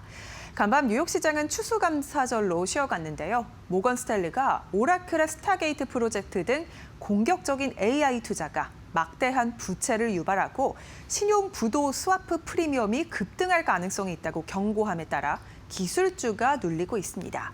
한편 코스닥은 정부가 다음 달 초 코스닥 시장 활성화 대책을 발표한다는 점에 주목하면서 오전 10시 40분 기준으로 1,300개가 넘는 종목이 상승 중인데요. 이번 정부 대책은 소득공제 한도를 기존 3천만 원에서 5천만 원으로 확대하고 연기금의 코스닥 투자 비중 확대 등 다양한 방안이 포함될 것으로 전해졌습니다. 지난 2017년에도 코스닥 활성화를 위한 종합 대책 이후 바이오 중심의 코스닥 랠리가 펼쳐진 바 있는데요. 오늘도 일단 바이오주의 위주의 상승세가 눈에 띄고 있습니다. 일단 코스피 시장 안에서 삼성전자 주가 흐름부터 체크하고 가시죠. 삼성전자 1.88%가량 하락하면서 10만 1,550원 선 지나가고 있고요. 오늘 반도체 투톱 일제히 하락하는 가운데 SK 하이닉스도 1% 넘는 하락세 가져가고 있습니다. 오늘 코스닥 시장 안에서 시가총액이 높은 종목들 그리고 제약바이오 업종 위주의 상승세가 눈에 띕니다. 알테오젠 1.54%가량 오르고 있고요. 장중 4% 넘는 급등세를 가져가기도 했습니다. 마찬가지로 ABL 바이오 오늘 급등하는 가운데 현재 시간 기준으로도 6% 넘는 강세 유지하고 있습니다. 18만 5,700원 선 거래되고 있습니다. 그간 코스피 시장에 가려졌던 코스닥이 내년이면 상장 30주년을 맞습니다. 정부 차원에서 코스닥 시장을 지원할 것이라는 기대감 속에 오늘 대부분 종목들이 코스닥 안에서 상승하고 있는데요. 다만 코스피는 어제 4천선을 내려놓은 데 이어 오늘 이를 회복하지 못하고 있습니다. 시장에 대한 자세한 전략 저희와 함께 이어서 살펴보시죠. 네, 오늘 금요일이고요. 연말 투자 전략 잘 세워드리겠습니다. 정경민 IBK 투자증권 분당지점 팀장 와 계십니다. 어서 오세요. 네, 안녕하십니까? 네, 이번 주는 뭐니 해도 환율이 예, 이런저런 얘기가 좀 많이 나왔던 한 주가 아닌가 싶습니다. 어떻게 보면 연말 시장의 분기점이 될 수도 있어서 예, 좀 분석 좀 부탁드릴게요. 네, 뭐 절대적인 지표 키워드 하나 꼽아라 그러면 뭐 무조건 환율이 아닌가 좀 생각이 들고요. 오늘 이제 시장만 놓고 보면 역시 이제 미국 시장이 휴장이었기 때문에 이제 국내 자체적인 힘, 자체적인 이벤트로 지금 시장이 좀 흘러가고 있는데요. 오늘은 좀 코스닥의 상대 강세가 좀 상당히 올라오는 그런 상황입니다. 뭐 요즘처럼 정부의 입김, 정부의 정책, 그러니까 굳이 따지면 정부가 이렇게 리딩해주는 이런 상황이 있었나 싶을 정도로 오늘은 이제 코스피 시장, 특히나 이제 배당 소득세의 어떤 실망감, 25% 구간에서 30% 구간으로 이제 합의가 됐다라는 얘기가 나오면서 시가총액 상위에 있는 이제 이런 코스피 종목들은 조금 이제 주춤하는 모습이고요. 이제 앞서 이렇게 브리핑을 해 주셨듯이 코스닥에 대한 정부의 의지를 좀 엿보는 그런 가운데 이쪽으로 좀 수급이 몰리고 있는 그런 상황인 것 같습니다. 이런 상황이 조금 지속될 가능성이 어느 정도 좀 있어 보이고요. 외국인들은 이제 패시브로 대응할 수밖에 없는 그런 부분이죠. 이제 이 추수감사절 기준으로 뭐 한 1, 2주 정도 있고 마지막 그런 좀 동시만기일 이후에는 사실상 올해 장사를 거의 접는 그런 상황이다 보니까 외국인들의 그런 적극적인 매매는 좀 기대해 볼 수 없는 이제 그런 상황이에요. 어느 때보다 기관들의 수급에 좀 집중을 해야 되는 그런 상황이 아닌가 싶습니다. 환율 말씀을 해주셨죠, 앵커께서. 그래서 현재 한 1,450원에서 1,460원 요 정도는 뭐 4,000포인트 전후를 이제 의미하는 것 같고요.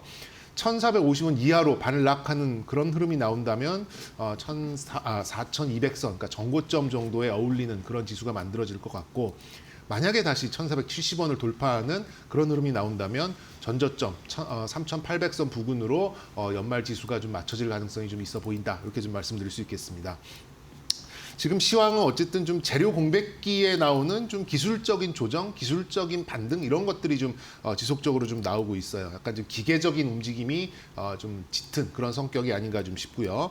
어제만 하더라도 좀 낙폭과대가 좀 셌던 이제 그런 좀 뭐 반도체나 이런 좀 기존의 주도주들이 박스 하단이 어느 정도인지는 확인을 하고 올라온 거기 때문에 오늘 하락을 한다 하더라도 저는 이번 주 반등은 좀 의미 있다라고 좀 볼 수가 있는 그런 상황이고요.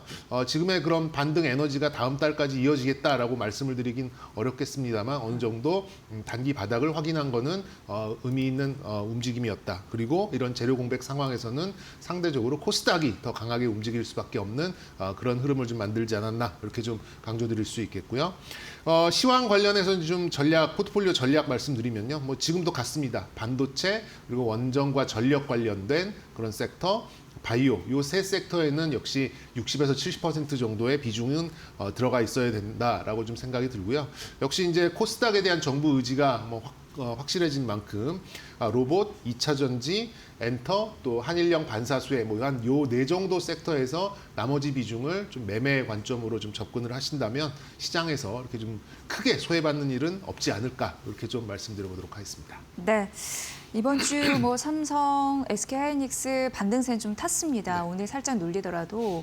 근데 이번 주는 TPU 대 GPU의 대전이 아니었나 이런 생각을 해보게 되네요. 어떻게 보셨어요?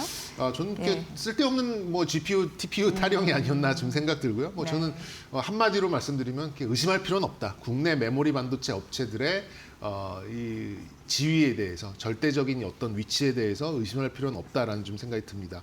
말씀 주신 대로 뭐 난데없는 이제 프로세스 유닛에 대해서 시장의 오해 그리고 뭐 환율에 따른 프로그램 매도도 좀 있었겠죠. 그리고 이제 이 AI에 대한 버블론은 계속해서 지금 타고 나오는 그런 상황이고 또 금리 인하의 불발 가능성 이런 것들 다양한 악재를 이제 신용 물량의 일부 좀 청산되면서 삼성전자와 SK하이닉스가 좀 조정을 받는 그런 흐름으로 좀 반도체가 나오다 보니까 크게 오른 것도 없는 소부장까지도 끌고 내려가는 이제 그런 모습을 좀 보였었는데요. 결론은 저는 뭐 메모리 반도체의 주가는 이 자기 자본이 쌓여가는 속도의 기대 함수 이렇게 좀 생각을 하고 있거든요. 그러니까 어렵게 말씀드립니다만 자기 자본이 쌓여가는 속도가 높으면 높을수록 주가가 좀 가팔라지는 그런 상황인데 지금은 그런 것들이 일부 좀 반영이 된 상황이기 때문에 다음 기대치가 쌓여갈 수 있는 내년 1분기 정도의 본격적인 상승이 나오고 지금은 좀 횡보 구간에 들어갈 수밖에 없는 그런 상황입니다만 굳이 여기서 메모리 반도체의 TPU다, GPU다 이런 거 생각하시면서 의심할 필요는 없다. 이런 말씀 좀 드리고 싶고요. SK 하이닉스와 삼성전자 모두 내년에 80조 이상의 그런 영업이익의 전망치가 좀 있습니다. 그것도 외국계부터 좀 나오고 있는 얘기죠. 네. 그래서 뭐 필요한 조정이 좀 있는 상황에서 뭐 지금 불거졌던 저 TPU에 대한 이제 그런 이슈는 뭐 저는 그냥 좀 해프닝 정도가 아니고 해프닝 정도로 좀 넘어갈 가능성이 높고요. 요 시기만 좀 지나간다라고 하면 저는 뭐 무난한 반등 어렵지 않다라고 좀 생각이 듭니다. 근데 좀 미묘한 부분이 있어요. 물론 오늘은 삼성전자가 조금 더 하락을 하고는 있습니다만 최근 반등 구간에서는 삼성전자의 선호도가 SK 하이닉스보다는 조금 더 높게 좀 나온 이제 그런 미묘한 분위기가 좀 있긴 있었습니다. 이 부분은 역시 그래도 TPU의 어떤 존재와 어떤 부가가치를 잘 몰랐던 시장에 이 ASIC 반도체라는 거에 그러니까 쉽게 말하면 파운드리죠. 이제 주문형 반도체를 제작할 수 있는 삼성전자의 시스템 반도체 사업부에 대한 가치를 시장에서 조금 더 알아주기 시작했다라는 점이고요. 저는 뭐 그렇다고 해서 뭐 삼성전자, SK하이닉스 둘 중에 하나 뭘 찍어라 이렇게 좀 말씀드리기는 좀 어려울 것 같아요. 근데 개인적으로는 SK하이닉스를 아직도 조금 더 선호하는 상황이고요. 그리고 이제 낙폭과대된 이제 소부장 중에서는 이 삼성전자와 SK하이닉스 직접적인 그런 밸류체인에 놓여 있는 테크윈과 코미코 같은 종목들 한번 좀 눈여겨 보시면 좋겠다. 이렇게 좀 말씀드려보겠습니다. 네. 반도체가 쉴 때 제약바이오가 올라오면서 좀 손바뀜 현상이 있었는데 요즘도 제약바이오에 대해서 관심을 여전히 가져야 된다라는 국내 증권사의 분석들이 있더라고요. 이 관점 어떻게 가져갈까요, 연말에? 예. 네, 뭐 대세에서는 뭐 벗어나지 않는 것 같아요. 오늘만 네. 보더라도 좀 바이오 없으신 분들은 뭐 사실 지금 코스닥 시장을 좀 오롯이 다 그 상승을 좀 느끼지 못하실 수밖에 없는 이제 그런 상황이 아닌가 좀 싶습니다. 근데 이제 핵심 지표는 역시 이제 유동성 그리고 일정상의 모멘텀 그리고 임상의 데이터 요 세 가지가 바이오의 핵심 그런 변수라고 좀 볼 수가 있겠는데요.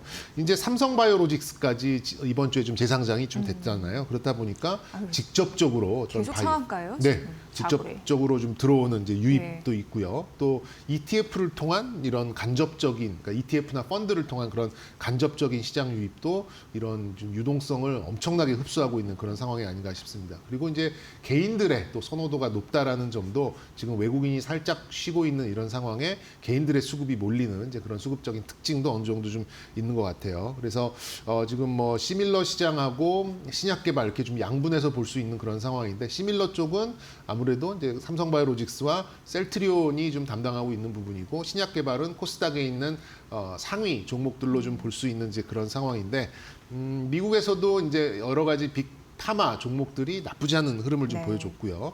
그리고 이제 금리 인하를 하니 많이 뭐 이런 얘기가 있습니다만 올해 안 하면 뭐 내년에 또 하겠지라는 이제 이런 쪽으로 좀 유리하게 해석을 하는 것 같아요. 그런 쪽으로 신약 개발 쪽의 선호도가 조금 더 올라오고 있는 게 뭐 사실이긴 한 것 같습니다.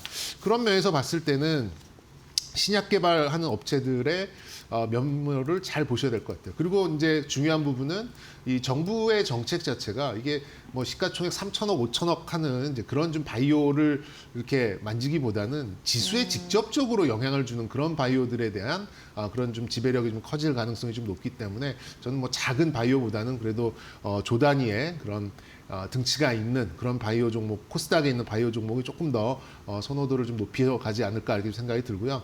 이 전제를 잘 보셔야 될 것 같아요. 그러니까 충분한 유동성이 있는가에 대해서, 그러니까 어느 정도 지금 시장에 큰 그런 자금들을 흡수할 수 있을 만큼의 시가총액의 등치가 되는가 좀 중요한 부분인 것 같고요.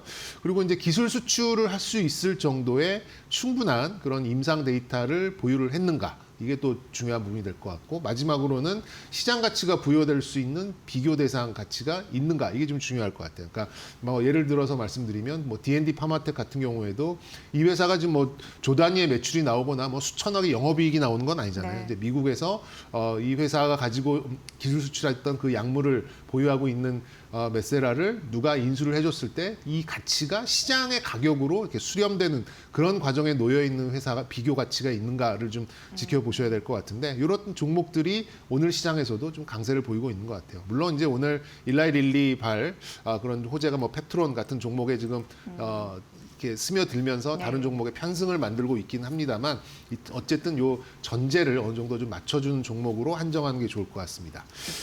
그리고 이제 삼성하고 셀트리온도 저는 주문 생산 이쪽 파운드리 일종의 파운드리죠. 이쪽에 이제 시밀러를 넘어서 신약 개발의 속도를 높일 가능성이 좀 있어 보여요. 그래서 저 개인적으로는 내년 한 1, 2월 정도부터는 이 종목들이 지금 코스닥에 있는 바이오에 못지않게 좀 올해와는 좀 다른 모습을 좀 보여주지 않을까 개인적으로 이렇게 좀 생각을 좀 하고 있고요. 단순히 이제 생산 업체에서 밸류를 높일 수 있는 그런 가능성은 충분하다라고 생각이 듭니다. 지금 이제 코스닥에 있는 종목들의 대부분은 뭐 임상 실험을 위해서 여기저기서 자금을 빌려야 되고 또 조달을 해야 되고 또 유상증자도 해야 되고 아니면 임상 1상 이상 다 연결지 않은 그런 좀 단계에서 기술 수출을 해가지고 연명을 해야 되는 회사들이 대부분인 반면에 이 뭐 셀트리온과 또 삼성바이오로직스는 충분히 돈을 벌고 있기 때문에 어떻게 보면 최종 단계 3상 이상까지도 끌고 갈 수 있는 여력이 있다라는 점에서 조금 올해와는 다른 흐름을 내년에 보여줄 가능성이 좀 높아 보입니다.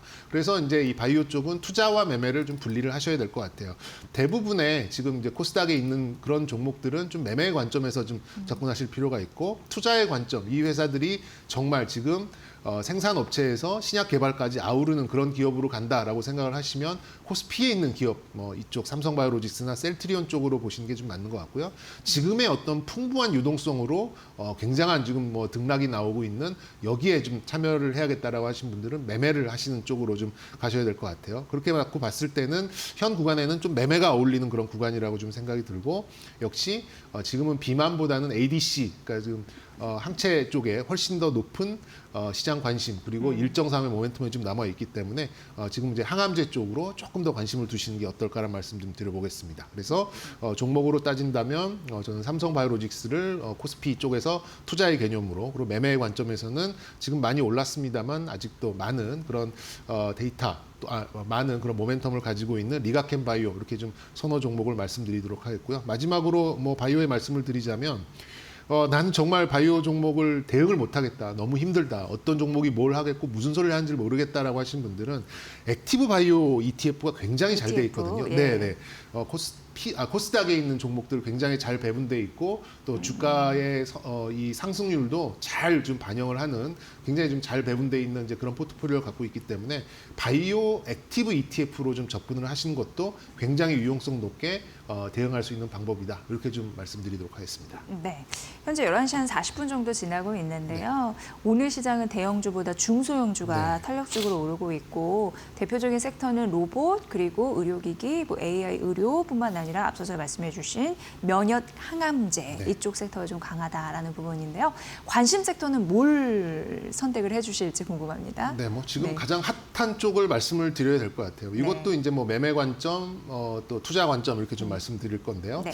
지금 이제 로봇 섹터 말씀드리려고 합니다. 이제 로봇 섹터의 어떤 강세의 출발점은 저는 HL 만도가 만들지 않았나 이번 주 초에 나왔었죠. 이걸 조금 뜯어보면은 역시 현대차 그룹 쪽에서 나오고 있는 어떤 로보틱스의 파운드리, 로보틱스의 주문 생산의 가능성을 좀 굉장히 시장에서 높게 보는 것 같고요. 실질적으로 보스턴 다이나믹스의 이제 생산을 실질적으로 투입을 하고 양산을 하는 그런 것들이 좀 앞서 왔기 때문에 지금 로봇의 강세는 역시 최전방에 있는 기업지 뭐를 보여주느냐에 따라서 좀 달라지는 게 아닌가 좀 생각이 듭니다. 그리고 이제 시장도 좀 재료 공백기가 좀 있기 때문에 이렇게 좀 말랑말랑한 그런 요인들이 시장에서 좀 이렇게 강세를 갈 수 있는 이제 그런 상황이 아닌가 좀 생각이 들고요. 어쨌든 이 우리나라에 있는 이제 이런 소재 또 이런 공급 업체들이 글로벌 업체들과의 협업 사례가 늘어나고 있는 상황에서 현대차가 거기에 불을 지폈다 이렇게 좀 보시면 될 것 같아요.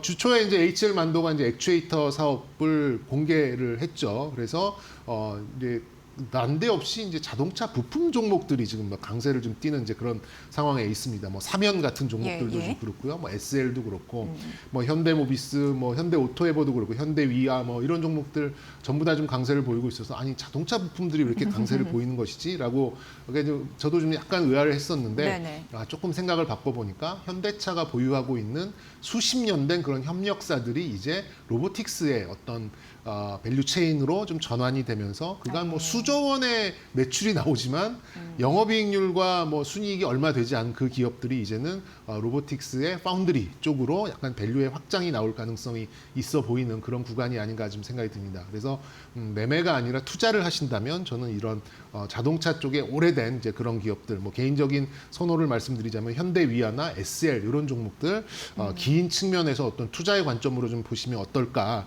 개인적으로 이렇게 좀 생각을 갖고 있고요. 오늘 이제 최근 들어서 나오고 있는 쪽엔 또 이제 매매의 관점으로도 좀 말씀을 좀 드려야 될 것 같은데 이게 이제 지속성을 갖는 모멘텀인지 간헐적으로 나온 순환매인지는 조금 지켜봐야 되는 부분이 있어요. 아직 확실하지 않겠습니다만 로봇도 바이오 못지않은 성장 섹터입니다. 그렇기 때문에 금리 인하에 좀 민감도를 좀 가지고 있고 그리고 이제 단순히 뭐 로봇 뭐 무슨 기계 이게 아니라 뭐 거창하게 이제 피지컬 AI, 뭐 매직 네. 키워드가 또 들어가는 거잖아요. 그렇게 되면 굉장히 이제 순환적인 레벨업을 가져갈 수 있는 그런 멀티플의 확장 이렇게 좀 생각할 수 있을 것 같아요. 그래서 이제 말씀드린 대로 뭐 로봇은 지금 매매하신 분들은 뭐 저처럼 아까 말씀드리는 그런 투자 개념이 아니라 이 변동성 자체를 굉장히 좋아하시는 분들이 선호하기 때문에 대형주보다는 좀 작은 종목들 위주로 좀 보시는 그런 전략이 좀 필요하고요. 매매로 봤을 때는 이 지표 종목들, 그러니까 방향성을 나타내주는 지표 종목들이 움직이는 걸 보면서 추종하는 종목들, 그러니까 1선 종목과 2선 종목을 나눠서 좀 보셔야 된다는 생각이 있습니다. 그래서 지표 종목으로 볼 수 있는 종목들이 뭐 두산 로보틱스나 네. 레인보우, 뭐 로보티즈, 뭐 유일 로보틱스 이런 종목들이 어느 정도 한 3% 5% 정도의 방향성을 좀 보여준다라고 하면 그 아래에 있는 이제 1선 종목, 이제 2선 종목들이죠. 하이젠 R&M이나 뭐 클로봇, SPG 이런 종목들을 가지고 매매를 하시는 이제 이런 전략이 필요한데요. 가장 중요한 부분은 이런 매매 전략으로 갔을 때는 사전에 반드시 리스크 관리 시점 그리고 지점을 미리 설정을 해놓고 리스크 관리를 이 지점에 오면은 나는 무조건 하겠다라는 이제 그런 전제를 세워놓고 좀 대응을 하실 필요가 있다. 그리고 로봇주 역시 매매의 관점과 또 투자의 관점 나눠서 좀 생각하시는 게 어떨까라는 말씀도 드려보도록 하겠습니다. 네. 결국 이제 로봇 그리고 로봇 부품 단에서 예, 토픽을 골라주셨는데 참고해 보시면 될 것 같습니다. 정경민 IBK 투자증권 분당지점 팀장의 분석으로 함께하셨습니다. 잘 들었습니다. 네, 감사합니다.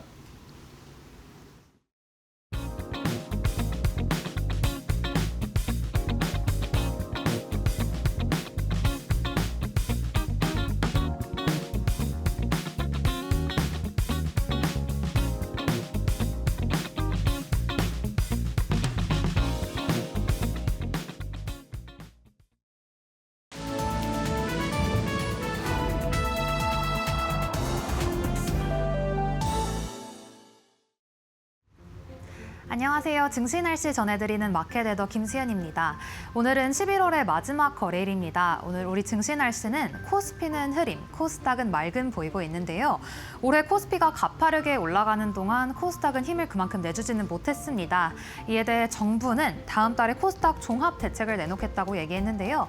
이렇게 얘기를 하자 분위기가 조금씩 달라지고 있습니다. 개인 투자자와 연기금에 대한 세제 혜택 환대가 논의된 만큼 기대감도 커지며 오늘은 코스닥이 강세장을 보이고 있는데요. 더 심층적인 시장 분위기 얘기 이어서 해보겠습니다. 오늘 종목별 날씨 보시면 로봇이랑 비만 그리고 리튬, 2차 전지 같이 코스닥 안에 있는 종목들이 강세를 보이고 있습니다. 우선 로봇부터 관련된 얘기 살펴보면요. 시장에서는 국내 로봇 산업의 개화가 임박했다고 평가를 하고 있습니다. 대기업이 피지컬 AI 분야에 진출하기 위해서 속도에 박차를 가하고 있는데 LG전자는 관련 조직을 신설해서 가정용 로봇 개발에 속도를 내고 있고요. 삼성전자는 스마트 팩토리 분야에서 TF를 신설을 했습니다. 그리고 또 뿐만 아니라 현대차와 네이버가 엔비디아와 피지컬 AI 분야 협력이 계획이 되자 관련해서 오늘 로봇주가 강한 햇살을 받아가고 있습니다. 이어서 자동차주 오랜만에 맑음 보이고 있는데요. 오늘 자동차주는 한미 전략적 투자관리 특별법 발의 소식 속에서 힘을 받고 있습니다. 이 법안에는 미국으로 수출되는 자동차와 부품의 관세가 25%에서 15%로 인하되는 내용, 또 그 적용 시점을 이달 1일로 소급하겠다는 내용이 담겼는데요. 관세 인하가 실제로 적용됐을 경우에 그 내년 실적에 대한 기대감, 그리고 대미 수출 획보 기대 기대감이 오늘 주가를 끌어올리고 있습니다. 이어서 비만 관련주 오늘 쾌청한 흐름 보이고 있습니다. 오늘 아침 들려온 소식에 따르면 미국 제약사 일라일릴리가 마운자로에 대한 생산 거점을 한국에 만들겠다는 소식이 들려왔습니다. SK가 원료 의약품을 그리고 완제품은 별도 파트너사가 담당하는 이런 CDMO 체제를 운영하겠다고 발표했는데요. 이 완제품 파트너사가 펩트론이 될 것이라는 오늘 소식이 들려오면서 펩트론이 시장의 주목을 강하게 받고 있습니다. 이번 주에 2차 전지주와 리튬주는 계속해서 맑은 보이고 있습니다. 우선 리튬주 관련해서는 최근 이번 한 달 동안 리튬 값이 20% 넘게 급등을 했습니다. 중국에 있는 증권사에서는 앞으로 더 30% 이상 값이 오를 거다 이런 전망을 내놓자 국내 리튬주들이 들썩이고 있고요. 2차 전지주 마찬가지로 어제 통과된 K스틸법의 이 호재를 받아가고 있습니다. 계속 보시면 오늘 엔터주도 맑은 흐름 보이고 있습니다. 엔터주 같은 경우에는 오늘 증권가에서 국내 엔터테인먼트 4사가 과도한 저평가 구간에 있다고 평가하자 오늘 맑은 보이고 있습니다. 이어서 오늘 주목해봐야 할 증권사의 리포트 보겠습니다. 오늘 SK, 오늘 증권가에서는 금산분리 완화의 최대 수혜주가 SK가 될 것이라며 목표가 45만 원으로 상향 조정했습니다. 이러한 전망 속에 오늘 주가도 맑은 보이고 있고요. 코오롱티슈 같은 경우에는 파격적인 이 전망이 나왔습니다. 목표가를 15만 원으로 50% 이상 상향 조정한 건데 이 외국인이 먼저 이 치료제 TGC에 대한 임상시험과 이 상업화 성공 잠재력을 높게 평가했다는 게 그 이유였습니다. 계속 보시면 대한조선도 오늘 증권가에서는 수익성 1등 조선사가 대한조선이다. 이러면서 목표가 92,000원 커버리지 제시했습니다. 그럼 계속해서 이 특징적인 종목들 날씨 함께 살펴보겠습니다. 오늘 펩트론 맑은 보이고 있는데요. 앞서 말씀드렸던 것처럼 오늘 마운자로 파트너사 후보로 언급이 되면서 맑은 보이고 있고 또 HL만도 같은 경우에는 미국 쪽으로의 부품 출하량이 내년에 크게 증가할 것이다. 이러한 전망 속에 오늘 햇살 받아가고 있습니다. 이상 11월 28일 증시 날씨 전해드렸습니다. 한 주간 고생 많으셨습니다. 저희 마켓나우 2부는 다음 주 월요일 오전 10시 여러분들 뵙겠습니다. 함께해 주신 여러분 고맙습니다.